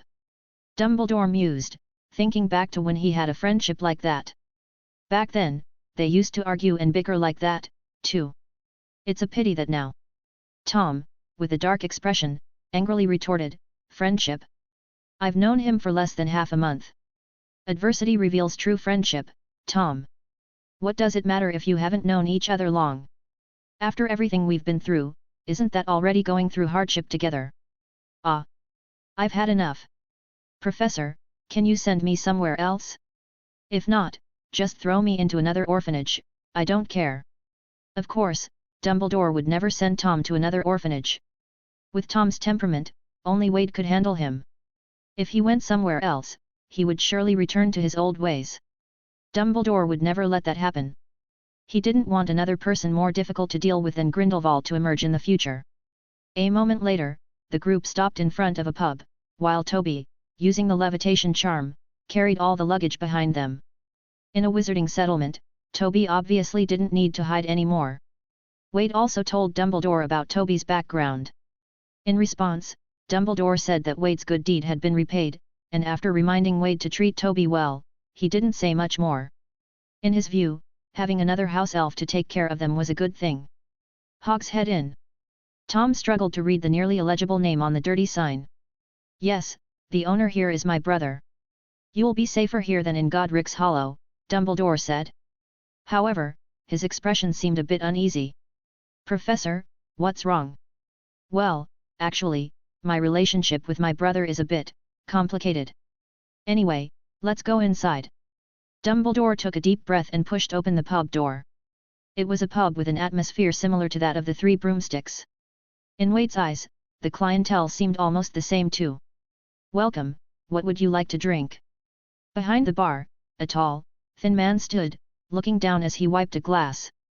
Wade noticed that the man had the same bright blue eyes as Dumbledore and two small mustaches above his lips. This must be Dumbledore's younger brother, Aberforth. At that moment, Aberforth looked up. Upon seeing Dumbledore, his already stern face immediately dropped. So, that bastard managed to escape from your hands again last night. Wade wasn't sure if he should proceed with the test, feeling nervous and anxious. Chapter 33, The Secret in the Attic. In reality, the relationship between Dumbledore and his brother wasn't as bad as he had made it sound. At the very least, Aberforth hadn't refused to let the homeless Wade and Tom stay. From Wade's perspective, Aberforth was just someone with a sharp tongue but a soft heart. He may not spare his brother with words, but when it came to his brother's requests, he would still do his best to fulfill them. In the end, Wade and Tom stayed. Aberforth arranged a room for them on the second floor. Since Aberforth had taken Wade in, Toby was very grateful to him. Therefore, he volunteered to help Aberforth run the pub. In his mind, as long as he put in enough work, the temporarily homeless masters would be able to live a little better. For this, Aberforth didn't oppose. Having an extra house elf to help meant he could take it easier. As a result, his attitude toward Wade and Tom also softened a bit. Except for the attic, you can go anywhere else.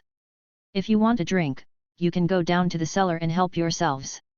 By the way, there are many other shops in Hogsmeade.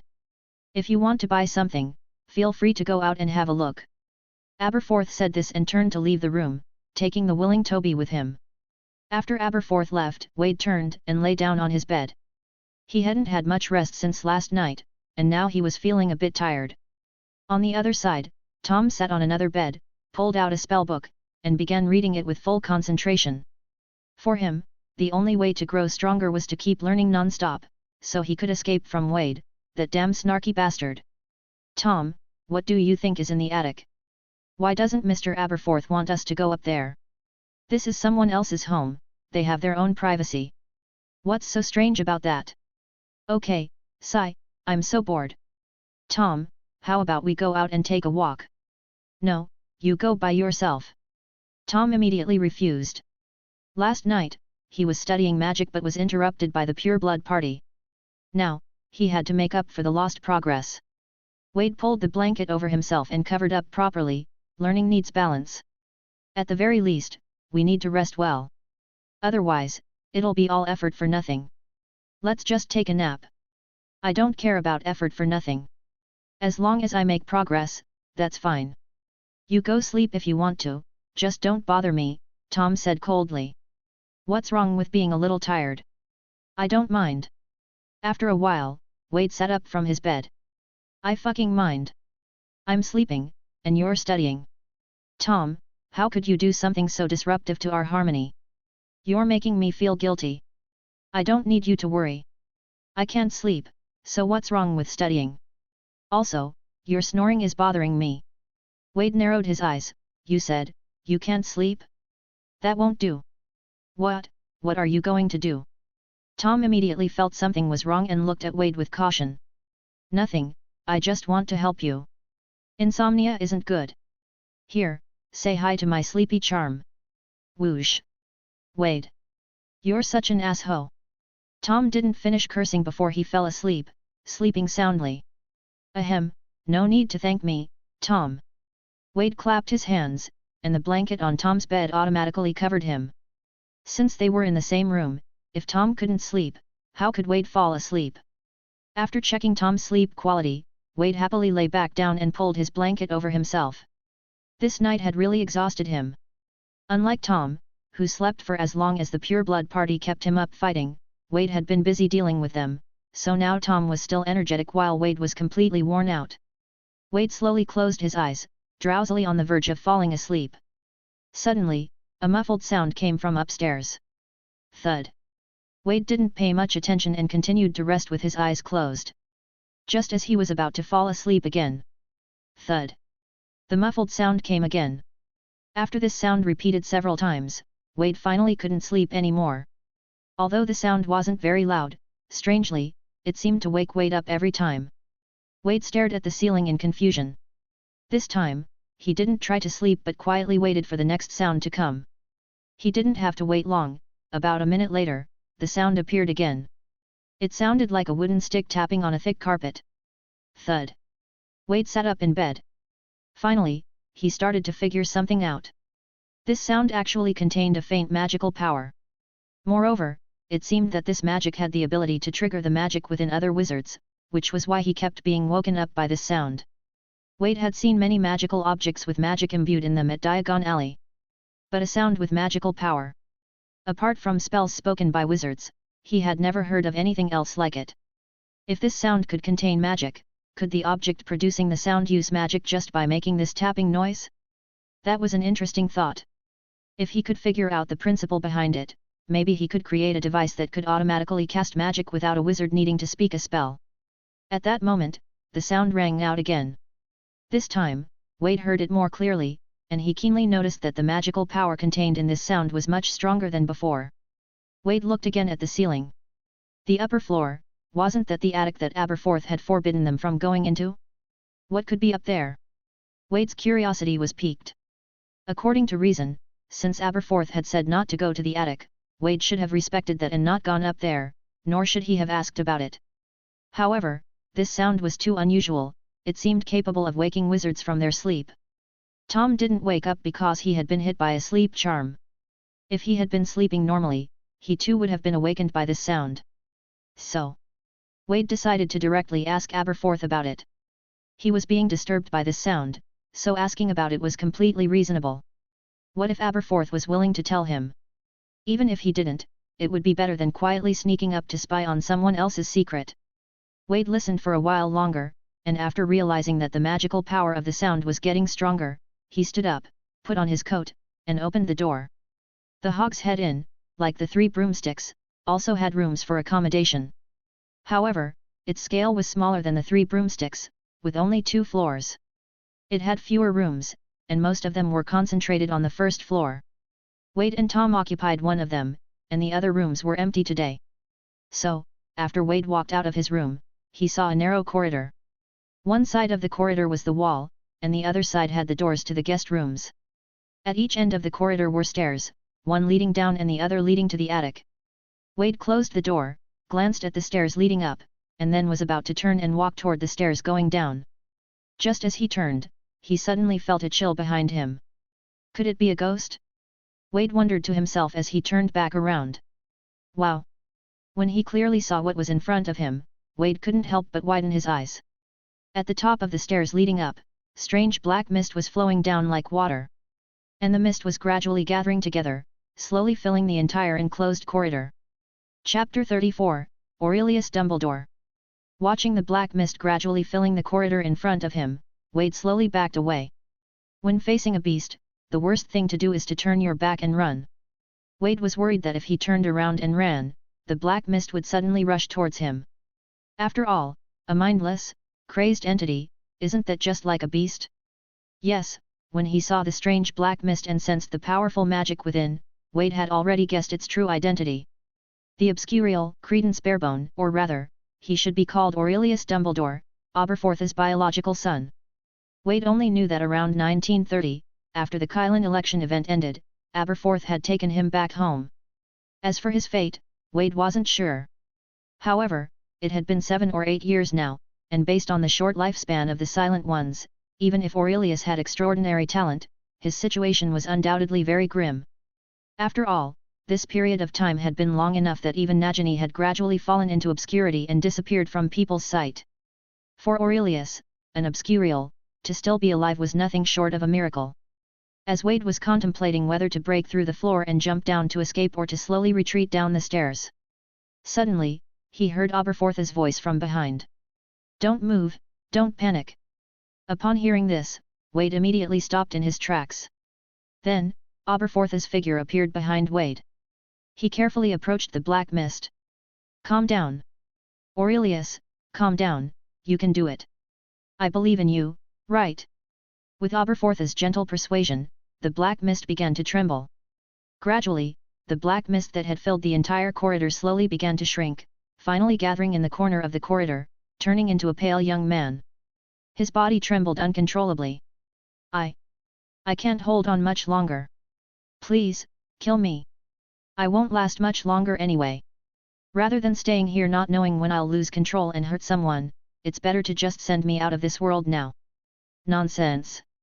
What kind of son forces his father to kill him? Besides, there are magical protections set up by your uncle in the attic. Even if you lose control, you can't destroy it. Don't worry, you won't harm anyone. But this time, I unknowingly ran out, didn't I? Even your uncle's magic couldn't stop me completely. Father, just promise me, let it all end. Aberforth's face showed sorrow. Don't say that anymore. Good child, let's go back. I'll stay with you until the end. You don't need to worry about anything else. Please, don't pressure me anymore. He supported Aurelius and slowly helped him to his feet. Aurelius's pale face was filled with bitterness. He turned his head to look at Wade. "I'm sorry." It seemed like he wanted to say something else, but his mouth opened, and in the end, no words came out. During this time, Wade said nothing, just quietly watching them, and finally, watching them slowly ascend the stairs toward the attic. At that moment, Wade fully understood why Aberforth had forbidden them from going to the attic. Because Aurelius hadn't died, he was living in the attic, and due to the great danger of an obscurial losing control, many protective spells were set up in the attic. If Wade wasn't mistaken, the sound he had just heard was the sound of an obscurial in a state of uncontrolled rage, impacting the protective spells. When he had walked out of the corridor, the obscurus had just broken through the protective magic, ran out, and then they bumped into each other. Soon, Aberforth came downstairs with a serious expression. He came to Wade's side. "If you have any questions, ask them." Aberforth knew that after the child had unexpectedly seen Aurelius today, there would definitely be a lot of questions. It would be impossible to not tell him anything. At this age, children are the most curious, and if they go off looking for the answers on their own, they might cause trouble. What was that just now? Wade had no choice but to ask symbolically. That was an obscurial. You can understand it as a kind of illness, and the person who has that illness is my son, Aurelius Dumbledore. Anyone who contracts this illness can turn into an obscurus at any time, losing their reason. This time was an accident, I've reinforced the protective magic again, Aberforth replied. Wade looked at Aberforth's expression and didn't want to ask any more questions. Because asking further would only make this poor father relive the tragic past he did not wish to remember.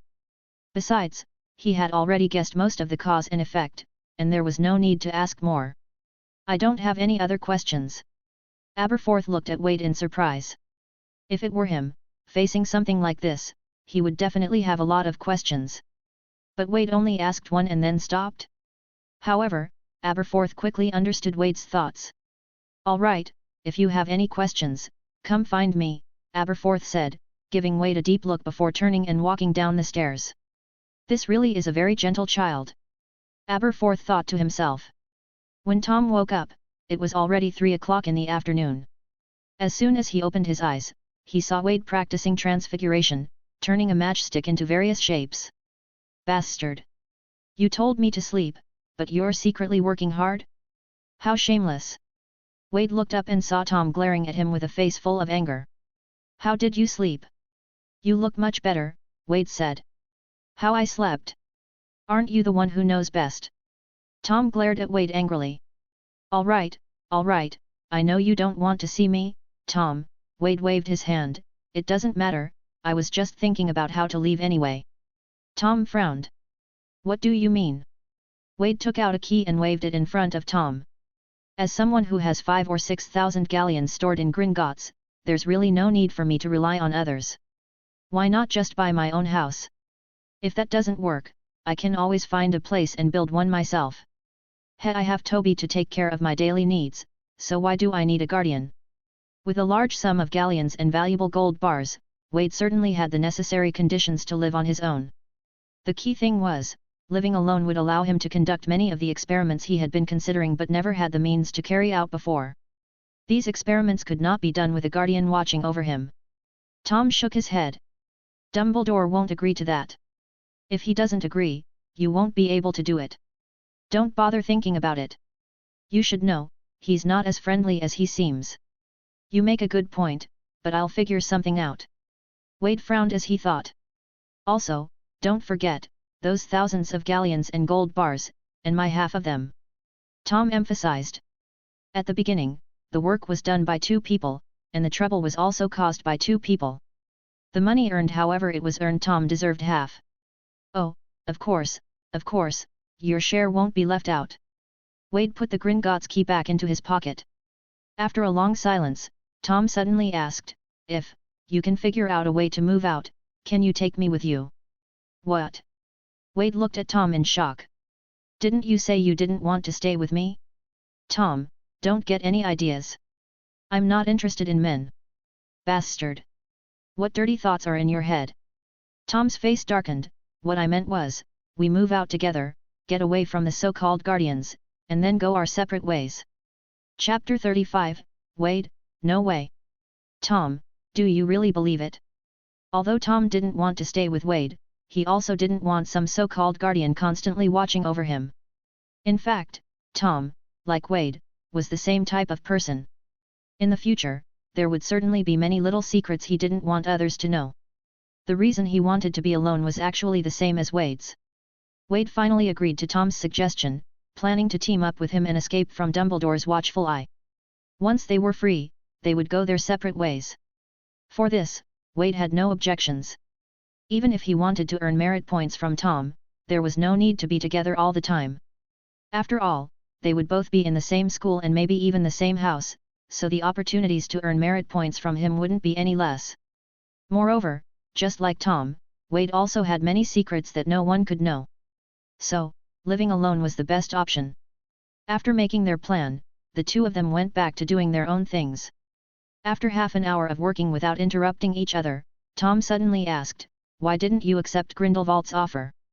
Wade put down his complete guide to transfiguration and asked, "Why do you ask?" "I just thought about what Grindelwald said last night again. Don't you think, he actually made a lot of sense?" Tom took a handkerchief and began carefully wiping his wand as he continued, "And if we had agreed to Grindelwald's offer last night, wouldn't we have been able to gain our freedom right away? We wouldn't have to rack our brains trying to figure out how to move out now." Wade chuckled. "You think he made sense? I think you were just attracted by his so-called knowledge and power. You don't seem like the concerned for the world type." Tom's internal thoughts were immediately exposed, and his face flushed red. But he quickly regained his composure.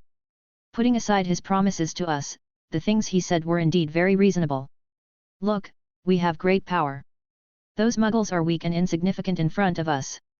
Why should we hide and be afraid of them finding out? In my opinion, it's natural for the strong to rule over the weak. We should be at the top of the world. I really don't understand why Dumbledore wants to stop him. Wade looked at Tom in surprise. No way, Tom? You actually believe what Grindelwald said? Tom furrowed his brows and said, doesn't that make a lot of sense? Why wouldn't I believe him? Wade sighed and said helplessly, the reason you think it makes sense is simply because he told you what you wanted to hear. What we wanted to hear? Tom frowned. Don't you always think that you're special? Wade asked. Of course. Tom said proudly. Wade leaned back on his pillow and said leisurely, a lot of wizards think like you, believing that having magic makes them superior to muggles. So, Grindelwald exploits that, starting to promote your uniqueness. Tom, what do you mean? Magic only blooms in the souls of a few, such a moving phrase. When you heard that, didn't it feel good? Didn't it make you think you were the most special group? Didn't it make you feel you should be above all ordinary people? Didn't you feel like the chosen one? When you think like that, you've fallen into his trap. Because at that point, you'll feel that breaking the statute of secrecy is only natural, and to break the statute of secrecy, naturally, you need to join Grindelwald's side, and that is his real goal. When he invited us to join last night, did he mention any of his ideological beliefs? No. What did he say? He told us that if we joined his ranks, he would give us the power we desperately wanted. Why did he only tell us about gaining power and not mention anything else? Because he knows that you and I are still young, and we don't have any concept of changing the world, we're only interested in power. So, he only talked about power to lure us in.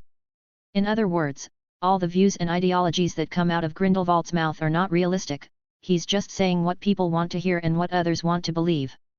His real goal is simply to find more supporters, to gather more loyal followers, and then help him reach the top of the world. As for what happens to the world, to other wizards, or to muggles, he couldn't care less. In reality, he's not a revolutionary who truly wants to change the world, he's just an opportunist using revolution as a means to fulfill his ambitions. Tom felt a buzzing in his head, do his ideas really have no chance of being realized? To Tom, what would happen to the world later didn't concern him either, he was just wondering whether what Grindelwald advocated could truly be realized in the end. If wizards really could dominate the world, Tom would think it didn't matter, as long as he was one of the people standing at the top. It won't be realized. Even if it is, it can't last. As I said before, he is indifferent to the world, to other people. In other words, his ideals won't make the world better, they'll only make it more chaotic, more terrible. So, when wise people realize this, they'll surely stand up to stop him, like Dumbledore. Besides the opposition from these wise individuals, do you think, when the time comes for a fight, muggles will not resist? Don't think for a second that all muggles are weak and insignificant, just ants not worth worrying about. Do you know how many wizards there are in the world, and how many muggles there are? Even if you're strong, how many muggles can you really kill? And do you think the muggle military is just a group of farmers wielding pitchforks? Don't forget, the purpose of the International Statute of Wizarding Secrecy was not to protect muggles, but to protect wizards from muggles. Believe me, if muggle-born opportunists learn about the existence of wizards, what they do will be 1,000 times more terrifying than what the wizards could ever imagine. So, Grindelwald's final fate will either be sealed by Dumbledore and these wise individuals, or he'll drag the entire wizarding world down with him to its doom. After hearing Wade's analysis, Tom fell silent. Even though he looked down on muggles, he knew that what Wade said was the truth. In reality, even if wizards have superior individual combat abilities, they are not invincible superhumans. Furthermore, not every wizard is strong, most wizards are not good at combat. If wizards were really to go to war with muggles, the best possible outcome would be a mutual destruction. The most likely outcome would be that the wizards would have their wands confiscated, be reduced to muggle experiments, and then thrown into laboratories for dissection and study. For most wizards, without their wands, how are they any different from above-average people? There would be a Hiroshima and Nagasaki incident with H&N being the wizarding world. It can almost be said that, at the moment the war begins, the tragic end of the wizards will already be sealed. Chapter 36, I'm way above you. In front of Wade, Tom was actually quite a good listener. After Wade's analysis, Tom gave up the idea of joining the pureblood faction. Whether Grindelwald would succeed was another matter, but at Tom's age and with his current limited abilities, if he really followed that group, he might not even have the chance to grow up. As a result, Tom, who had fully realized his lack of strength because of Wade, was now very self-aware. Thus, the two of them temporarily stayed at the Hogs Head Inn, waiting for school to start, while practicing magic on their own. During this time, Dumbledore came personally once, seemingly to repair the protective magic that had been broken in the attic. After finishing, he hurriedly left Hogsmeade Village without taking the time to check in on Wade and Tom. Clearly, the war with Grindelwald had escalated to a boiling point, and it was already a great effort for Dumbledore to take time to come over. Especially since Grindelwald was now in the UK, making the British Ministry of Magic very tense. Because Dumbledore had repelled Grindelwald years ago, his abilities had gained the attention of the British Ministry of Magic. Thus, the British Ministry of Magic could hardly operate without Dumbledore's help. In fact, Dumbledore had proven his importance. As long as he was present, Grindelwald's faction could not gain the upper hand.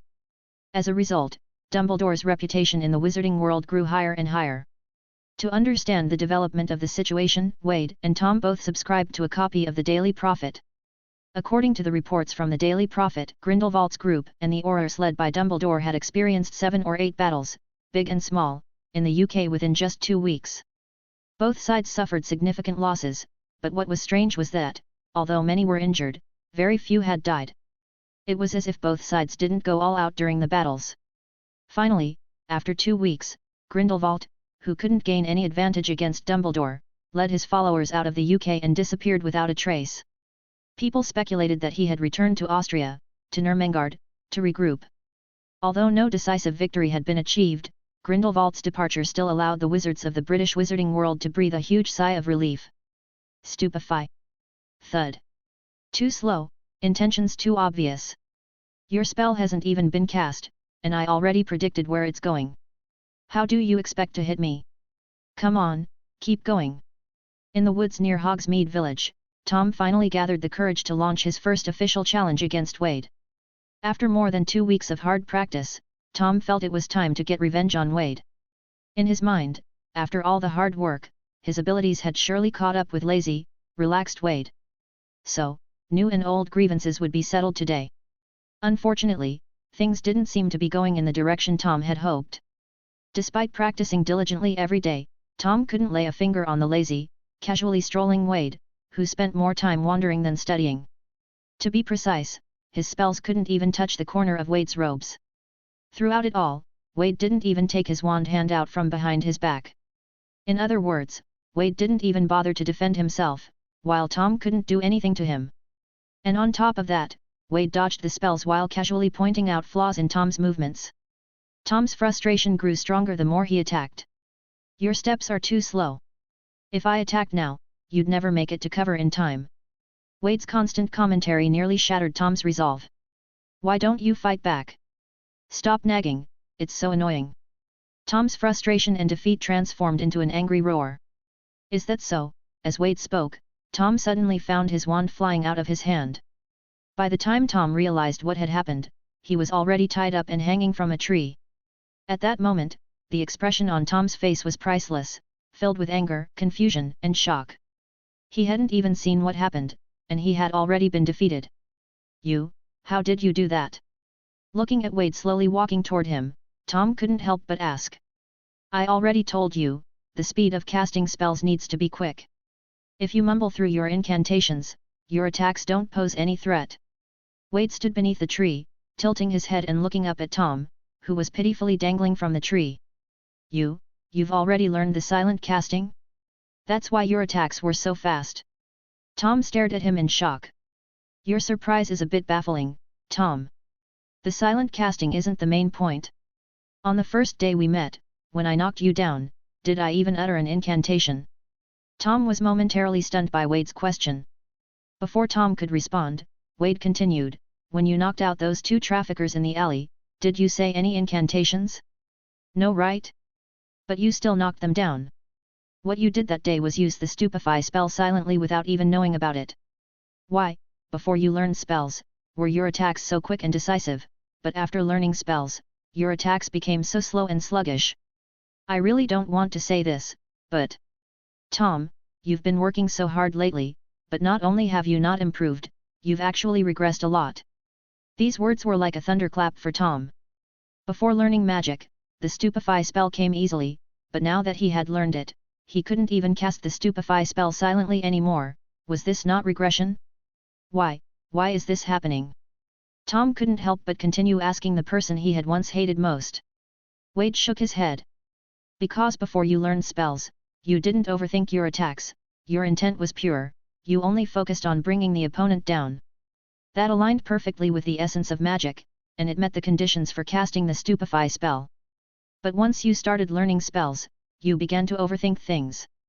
Every syllable of the incantation, every arc of your wand, all had to be strictly according to the book. Because of that, your spells are indeed beautifully cast, but they lack the purity you had when casting them before. Along with that, the power and speed of your attacks have regressed significantly. Tom slumped. Is that why you don't read much or study spells? Am I wrong for studying them? Wade shook his head. No, Tom. I never said studying spells is wrong. In fact, you should continue researching and studying spells. And you should study them thoroughly. Only by understanding the basic principles of these spells can you use them freely, without being bound by the techniques and incantation syllables. Your previous stupefy spell attacks were simply an accidental use of a certain magic. In reality, if we were fully aware of the magic when using the desired spell, you would find the power to be much stronger than before. As for how much stronger, you experienced my disarming charm earlier. You should understand. Hanging from the tree, Tom furrowed his brows and fell into deep thought. After a moment, Tom suddenly asked, "You're telling me all this, aren't you afraid that I'll catch up to you and eventually defeat you?" Wade's face remained with a gentle smile. "Allowing you to think you could challenge me was my mistake. But don't worry, you'll soon stop having that illusion." Tom glared at Wade, his face darkened. He now strongly suspected that this bastard would truly die if he didn't act arrogant. Chapter 37, Transfiguration Genius? No. I really am not. On the way back, unlike Tom, whose face was as cold as water, Wade seemed quite cheerful. Because after the interrogation he just gave Tom, and the occasional strikes over the past 2 weeks, his merit points finally reached 500. Just enough to redeem the Felix Felicis that had been locked for over 2 weeks. Without any delay, Wade redeemed the luck potion while on the road. A small glass bottle appeared in his palm. The potion inside the bottle emitted an incredibly alluring glow. Wade carefully put the bottle away. Something like the luck potion would eventually come in handy. At this point, the Hogs Head Inn was like 2 completely different places compared to before. It was spotless, not a speck of dust anywhere. Even when Dumbledore visited last time, he almost thought he had entered the wrong place. All of this was, of course, thanks to the house elf, Toby. As an experienced house elf, any slight hint of dirt in his master's living space was a great insult to him. If it weren't for Aberforth's strong opposition, Toby would have almost thrown out the filthy pig's head hanging above the bar. As soon as Wade and Tom entered the door, Aberforth greeted them, his face looking somewhat grim. "My pretentious brother is here, waiting for you in your room." Having long since grown accustomed to their peculiar brotherly relationship, Wade and Tom nodded and headed upstairs to their room. As soon as they entered the room, Wade noticed that Dumbledore was sitting by his bed, quietly reading the book Oliver Twist. And to Wade's surprise, Professor Hicks was also there, sitting in a chair and smiling at Wade and Tom as they entered. Wade glanced at Oliver Twist, but he wasn't nervous. After all, the true content of the book was hidden. Only he could see the real content, while everyone else could only view the disguised surface. At that moment, Dumbledore wiped his eyes and looked up, just as he saw Wade and Tom. "Ah, sorry, it's just that the content of this novel is so captivating, no wonder you like it so much, Wade." Dumbledore smiled as he put the book aside. "Thank God. Or should I say Merlin? Professor Dumbledore, Professor Hicks, it's been a while. It really has been a while. How are you both settling in here?" Professor Hicks asked. "Very well, Mr. Aberforth has been taking good care of us." Dumbledore sized them up, smiling as he said, "I can tell my brother is doing his best, and it seems like your skills have also improved a lot during this time." Tom raised an eyebrow slightly. Dumbledore could tell whether his skills had improved. Dumbledore pointed to the spellbook laid open on Tom's desk and smiled, "This is second-year material." Tom immediately relaxed. It was just because Dumbledore saw the book he was reading. For a moment, he had thought Dumbledore could see through him right away. Dumbledore turned to Wade and asked, "Tom is studying spells, so what about you, Wade? What have you been doing recently?" "I've been studying transfiguration," Wade answered truthfully. Indeed, over the past while, he had been focused on transfiguration. Thanks to a complete guide to transfiguration, he felt his transfiguration skills had improved significantly. Transfiguration? That's wonderful. I happen to have some insights on transfiguration as well. May I see? Dumbledore asked with great interest. Hicks also smiled. "Wade, Professor Dumbledore is a very skilled master of transfiguration." "Ah, you're making me blush, Eulalie," Dumbledore quickly waved his hand. "Then I'll give it a try." Wade didn't refuse. He had indeed been studying transfiguration for some time and was curious to see how much he had improved. He drew out his wand, stood in front of Dumbledore, and pointed it at his empty desk. Swish! A cream cake immediately appeared on the desk. According to the first rule of Gamp's basic laws of transfiguration, a wizard can't conjure food out of thin air, but if they know where food is, they can summon it. The pumpkin juice Dumbledore had given to Wade and Tom at the orphanage was summoned in this way. Tom stared at the cake and couldn't help but look at Wade. "You have this skill, and yet, every night when you want a midnight snack, you wake me up and make me go to the kitchen to get food for you? Damn it! You're doing this on purpose to make me look bad, Wade." At this moment, Wade prodded the cream cake with his wand. The next second, the cake began to rapidly transform, eventually turning into a goblet. Dumbledore looked at the beautifully patterned goblet with admiration.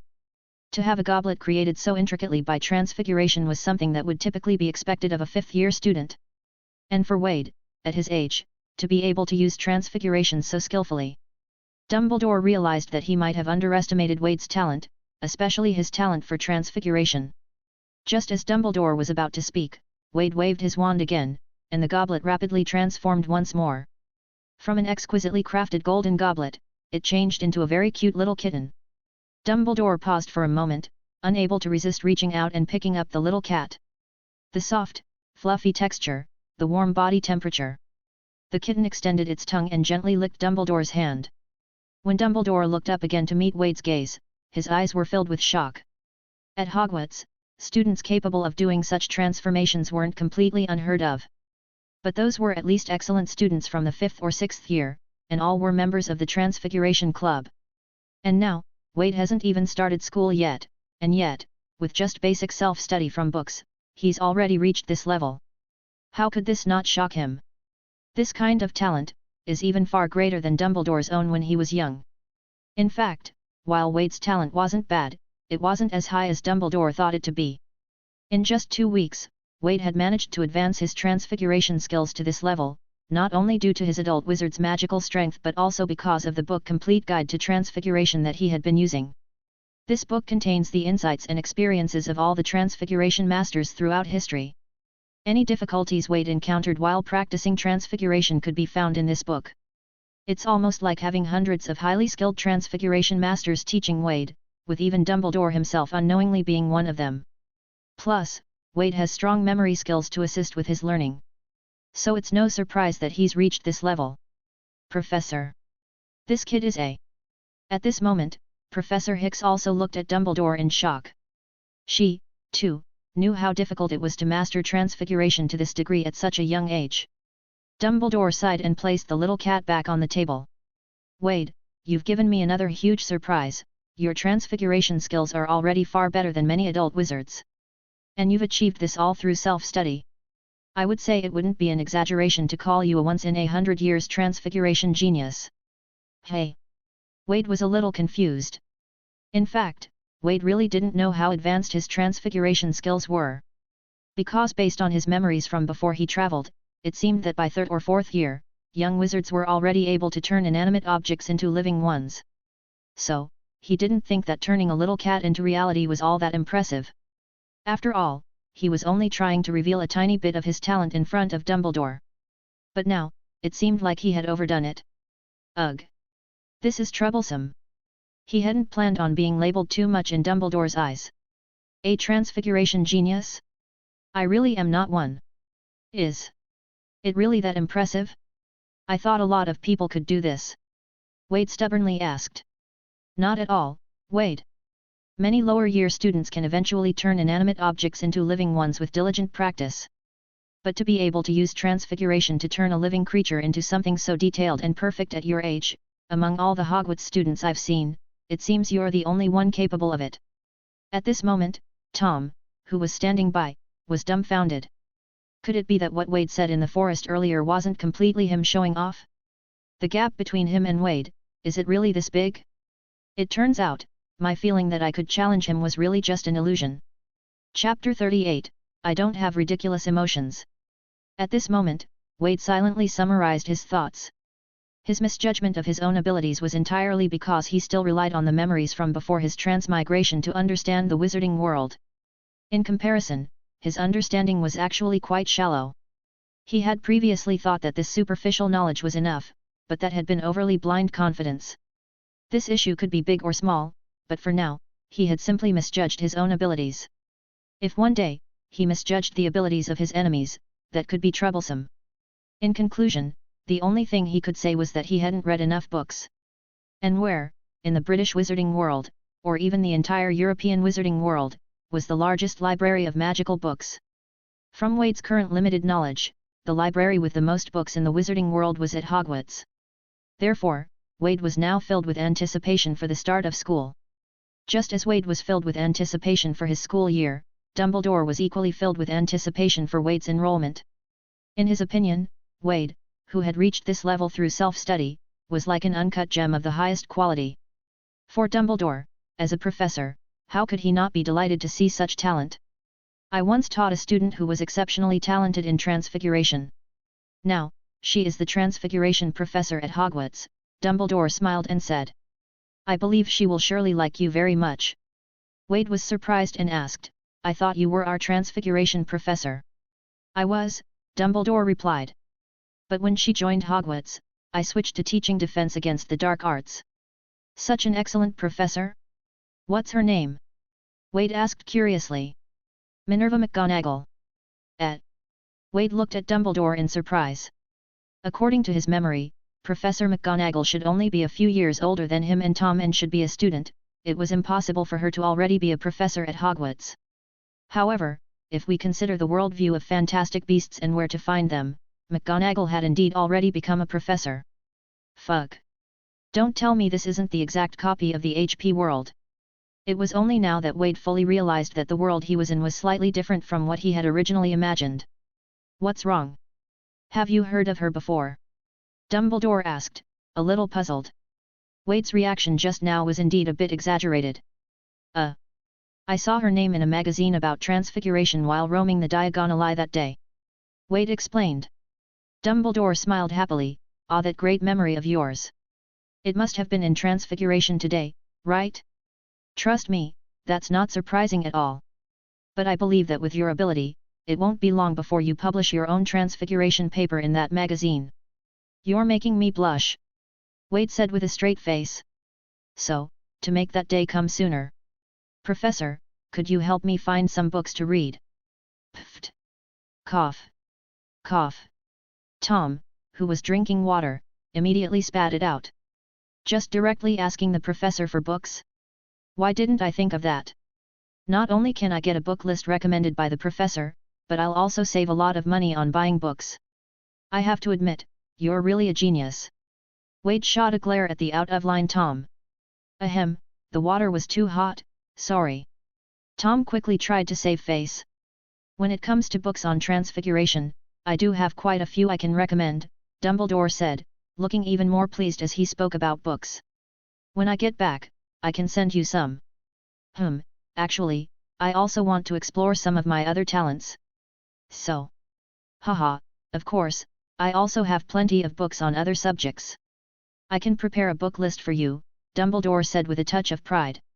To be honest, even Headmaster Dippet's collection is no match for mine here at Hogwarts. Tom, sitting nearby, gripped his water glass tightly, his eyes turning red with jealousy. Although good students generally receive more attention from teachers, this is a bit too obvious. Wouldn't this be too much? Your time is so valuable. Wade hesitated. There's no problem. I happen to have some free time lately. In fact, I should return to my teaching duties, Dumbledore replied. Then Tom and I really thank you so much, Wade said excitedly.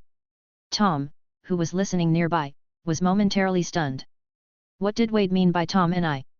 Could it be that I also get a share of those books? He's not going to keep them all to himself. For a moment, Tom felt a little guilty. After all, if he were in Wade's position, he would definitely keep everything to himself. Hesitating even a little would be disrespectful to knowledge. Ahaha, this is exactly what a professor should do, especially for such outstanding students like you, Dumbledore said with a smile. Tom, a bit uncertain, asked, Professor, can I also read those books? Tom, what kind of silly question is that? Those books are meant for both of us to read together. Wade looked at Tom as if he were a fool. When Tom saw that Dumbledore didn't object to this, he finally became sure. Although they hadn't explicitly mentioned him earlier, they hadn't forgotten about him at all. Why do my eyes feel a bit warm? Could it be? Haha, how could I possibly feel such ridiculous emotions? Today, Dumbledore was so happy that he almost forgot about the important matter until he was about to leave. You can't stay at the Hogs Head Inn forever. So, I'm looking for a suitable guardian for you too. Professor, there's no need to trouble yourself. We're actually not used to fitting into someone else's family, Wade suddenly said. Tom, hearing this, glanced at Wade in surprise.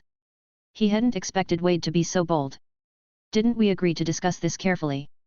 You're just saying it outright? What if they disagree? Wouldn't that reveal our plans too soon? But since Wade had already initiated the skill, he had no choice but to follow along. Yes, Professor, we weren't exactly the most sociable people in the orphanage. I'm worried that our presence might disrupt someone else's family, Tom said with a somewhat uneasy expression. I have to say, thanks to someone's guidance, Tom's acting skills have improved recently. Dumbledore was slightly taken aback. He hadn't expected the two children to worry about this. You don't have to worry. I assure you, the guardians I find for you will be kind and very understanding. You'll be well taken care of in their homes, and you won't have to feel any pressure. Wade shook his head firmly. Professor, although I don't know why, but we've already been targeted by Grindelwald. Tom, we don't know when he'll suddenly show up in front of us. Wade, we don't want to cause any more accidents or drag anyone else into this. Tom, thinking back to that day, we still feel a bit shaken. If Mr. Kowalski's family had arrived a day earlier, we might have already caused their deaths. Wade, so, no matter what you say, even if you expel us, we will not be looking for another guardian. After finishing the emotional play, Tom silently felt joy. Nice. Let's see what this old man says now. They had almost dragged someone else into danger before, so they didn't want to involve anyone else in the future. This excuse was truly perfect. Wade's words had really hit a nerve with Dumbledore. Because it involved the safety of others, even with a 1 in 10,000 chance, Dumbledore would definitely give it more thought. Sure enough, Dumbledore furrowed his brows and seemed a bit troubled. We plan to buy a house and move out of the Hogs Head in a little while. After all, we have enough money. Plus, we've already been a burden on Mr. Aberforth for quite some time, Wade said, pressing his advantage. This is not acceptable, Dumbledore shook his head repeatedly. You should stay here for now. And you're still young, how can you be without a guardian? Also, though your concerns are not without reason, I have a solution. All it would take is a Fidelius charm. Wade froze. No way. Dumbledore. You're really not giving us any chance. Chapter 39, If you've never had something, you'll never lose it. When Tom heard Dumbledore mention that there was a way to solve this issue, he also became anxious. He quickly looked at Wade, hoping that he could come up with a good solution. Otherwise, if this matter was settled, their plan to move toward freedom would be completely ruined. At least, before graduation, there would be many things they couldn't do. Oh. What is the Fidelius charm? Wade asked calmly. Seeing Wade's calm expression, Tom's heart became much more at ease. Perhaps this guy still has a solution. Dumbledore's expression turned serious. This is a very complex spell. Simply put, it's a spell that hides a secret deep in the soul of a living person, permanently. Because the secret is hidden in the soul of the chosen person, what we call the confidant, it can never be discovered unless the confidant chooses to reveal it. I only need to take the address of where you are living as the secret to be hidden, and then, Grindelwald will never be able to find you. This way, both you and your guardian's safety can be guaranteed, Dumbledore continued. As for the choice of the confidant, I'll take that role. I think, in this world, there shouldn't be anyone who can force me to reveal the secret I wish to hide. After hearing Dumbledore's explanation, Tom's face immediately turned ashen. It's over. The dream of freedom has flown away. Dumbledore's plan was flawless. Tom couldn't think of any way to refuse it. Thank you for your kindness, Professor. But, there's no need to trouble yourself. I really don't want to become part of any family. As for the guardian, you can find one for Tom. I have Toby to take care of me, so you don't need to worry about me, Wade said in a low, sorrowful tone. Tom widened his eyes. What about bringing me along? Dumbledore asked in confusion, but, why? To me, family is the most precious thing in this world. If you could become part of a new family. There are some things that, if you've never had them, you'll never lose them. Wade replied, then sat back on the bed, hugging his knees, staring silently out of the window, his face still wearing an expression of deep sadness. Ah! This was the first time Dumbledore had seen such an expression on Wade's face. In his memory, Wade had always been sunny, confident, and full of life. Dumbledore couldn't help but recall his conversation with Mrs. Cole. When he inquired about Tom's situation, he had also asked about Wade. Mrs. Cole had told him that she had found Wade on the street. The boy had been full of confusion, only saying his name was Wade Reynolds and that he had no family, and then he said nothing more. At that moment, Dumbledore understood. Wade's strong resistance to joining a new family must be related to the past he didn't want to talk about with anyone. If he was not mistaken, it should have been a very sad past, one that had left a huge shadow on Wade's heart. And that shadow was so deep that it made Wade afraid to ever have any familial bonds again. If you've never had something, you'll never lose it. These words deeply troubled Dumbledore. He certainly understood what it felt like to lose a loved one, it was nothing short of heart-wrenching. Dumbledore looked into Wade's eyes again and, as a habit, used legilimency to probe his thoughts. The result he received was, aside from sadness, more sadness. Dumbledore was finally moved. If he let this child continue in such sorrow, it might break him completely. Therefore, he didn't dare to press him any further. Even with all his magical power, this kind of emotional issue couldn't be healed by magic. Since that's the case, then, all right, as for Tom. Tom, being the clever one, immediately saw Dumbledore looking at him and loudly said, I'm his only friend. I have to stay with him. Dumbledore looked at Tom, then at Wade, and finally relented. All right, you can stay with him. I won't find you guardians. In Dumbledore's view, Wade had no family and refused to be adopted. If he took away his only friend, Wade would truly be alone. So, Dumbledore decided to leave Tom with him. After all, Tom also didn't want to be adopted. At this moment, Wade turned his head back around and forced a smile, one that seemed rather strained. Thank you, Professor Dumbledore. I truly apologize for not accepting your kindness, it's just that I... Tom, meanwhile, was thoroughly impressed by Wade. Get this man an award.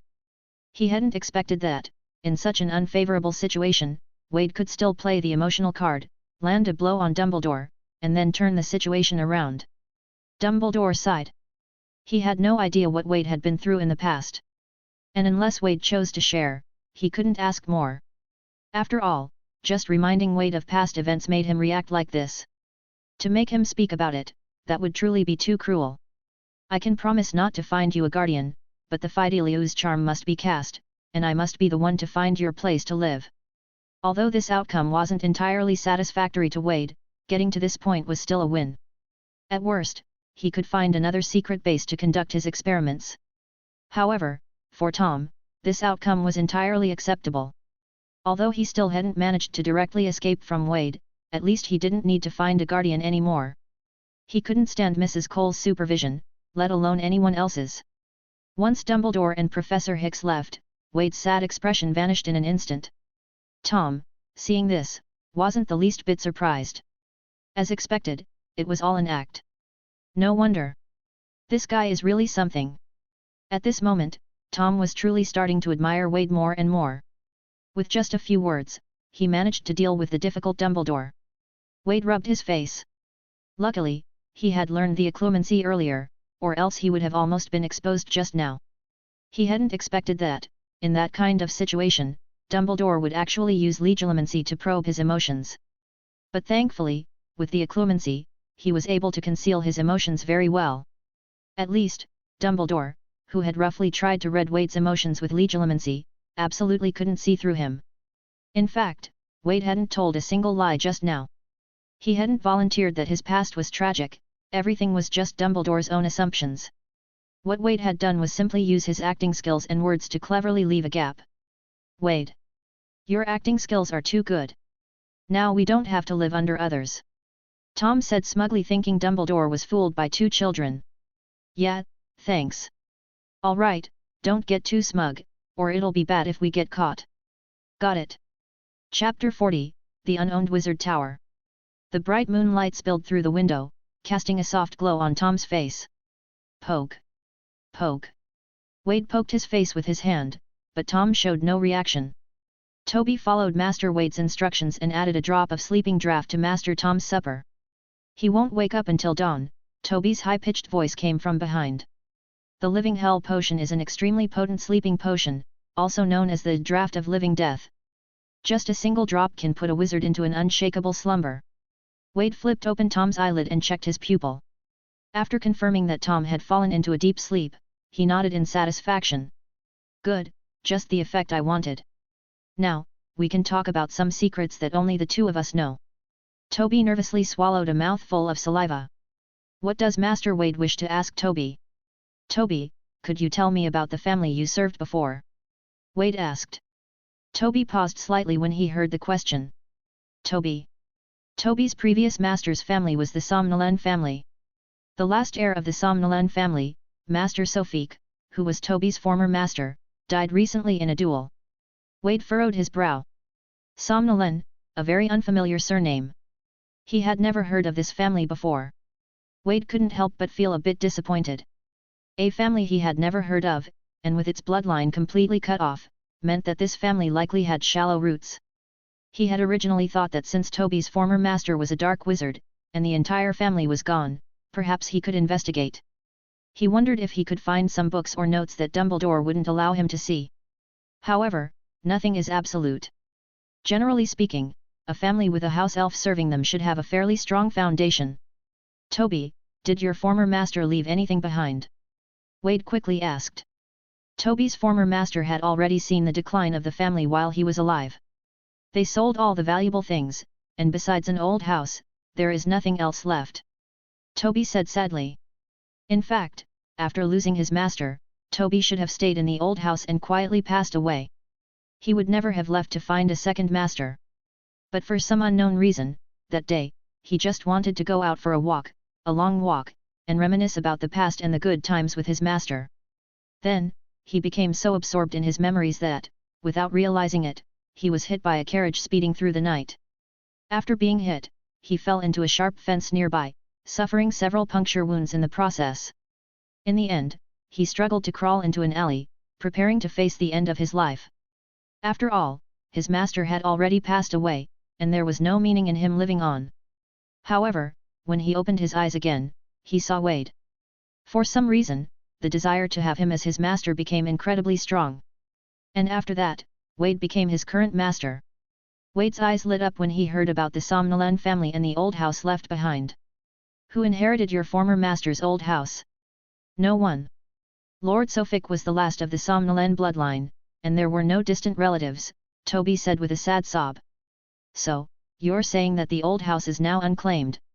Yes, ever since Lord Sophique passed away in battle, the poor old house, just like poor Toby, has been left without an owner. Now that Toby has a new master, there's no way to go back and take care of the old house. The poor house can only be left to decay. Toby thought of the place where he had once lived, which would gradually become more desolate, and could not help but feel a deep sadness once again. Wade waved his hand, stopping Toby's tears, and asked very seriously, "Can I become the new owner of the house?" Toby's eyes widened in surprise. "Master Wade? You actually want to take over that old house?" "Of course, you can become the new owner of the house. You seem quite eager for me to take over that house. Wade asked, surprised as he looked at Toby. Yes. Since my previous master passed away, that old house holds Toby's most beautiful memories. Toby really doesn't want to see it fall into ruin day by day. If Master Wade is willing to take over, Toby will be able to return and take care of it again. I see. Although Toby was a house elf that Wade had purchased through the system, he was still an independent being. He had his own past, and his own cherished memories, and those beautiful memories were tied to that old house. Only if Wade took over that house could Toby, with a new owner, return to the old house in name and continue to maintain it. However, for Wade, who had freed himself from the constraints of a guardian, this was a good thing. He had originally planned to find a secret base for conducting the small experiments in his plans. Now, this old house, one could say, came at just the right time. Can we go take a look now? Wade was already eager to see it. Of course. Of course. But the old house is surrounded by some protective magic, so Master Wade needs to be careful. After Toby explained the method of entering the old house, he extended his hand. Please take hold of Toby's hand, and I will take Master Wade to the old house right now. Looking at the familiar castle in the distance, Wade couldn't help but feel a sense of emotion. The old house was actually located in the Scottish Highlands. He could even see Hogwarts from afar. From the distance and direction, it seemed that this old house was built on a highland deep within the Forbidden Forest.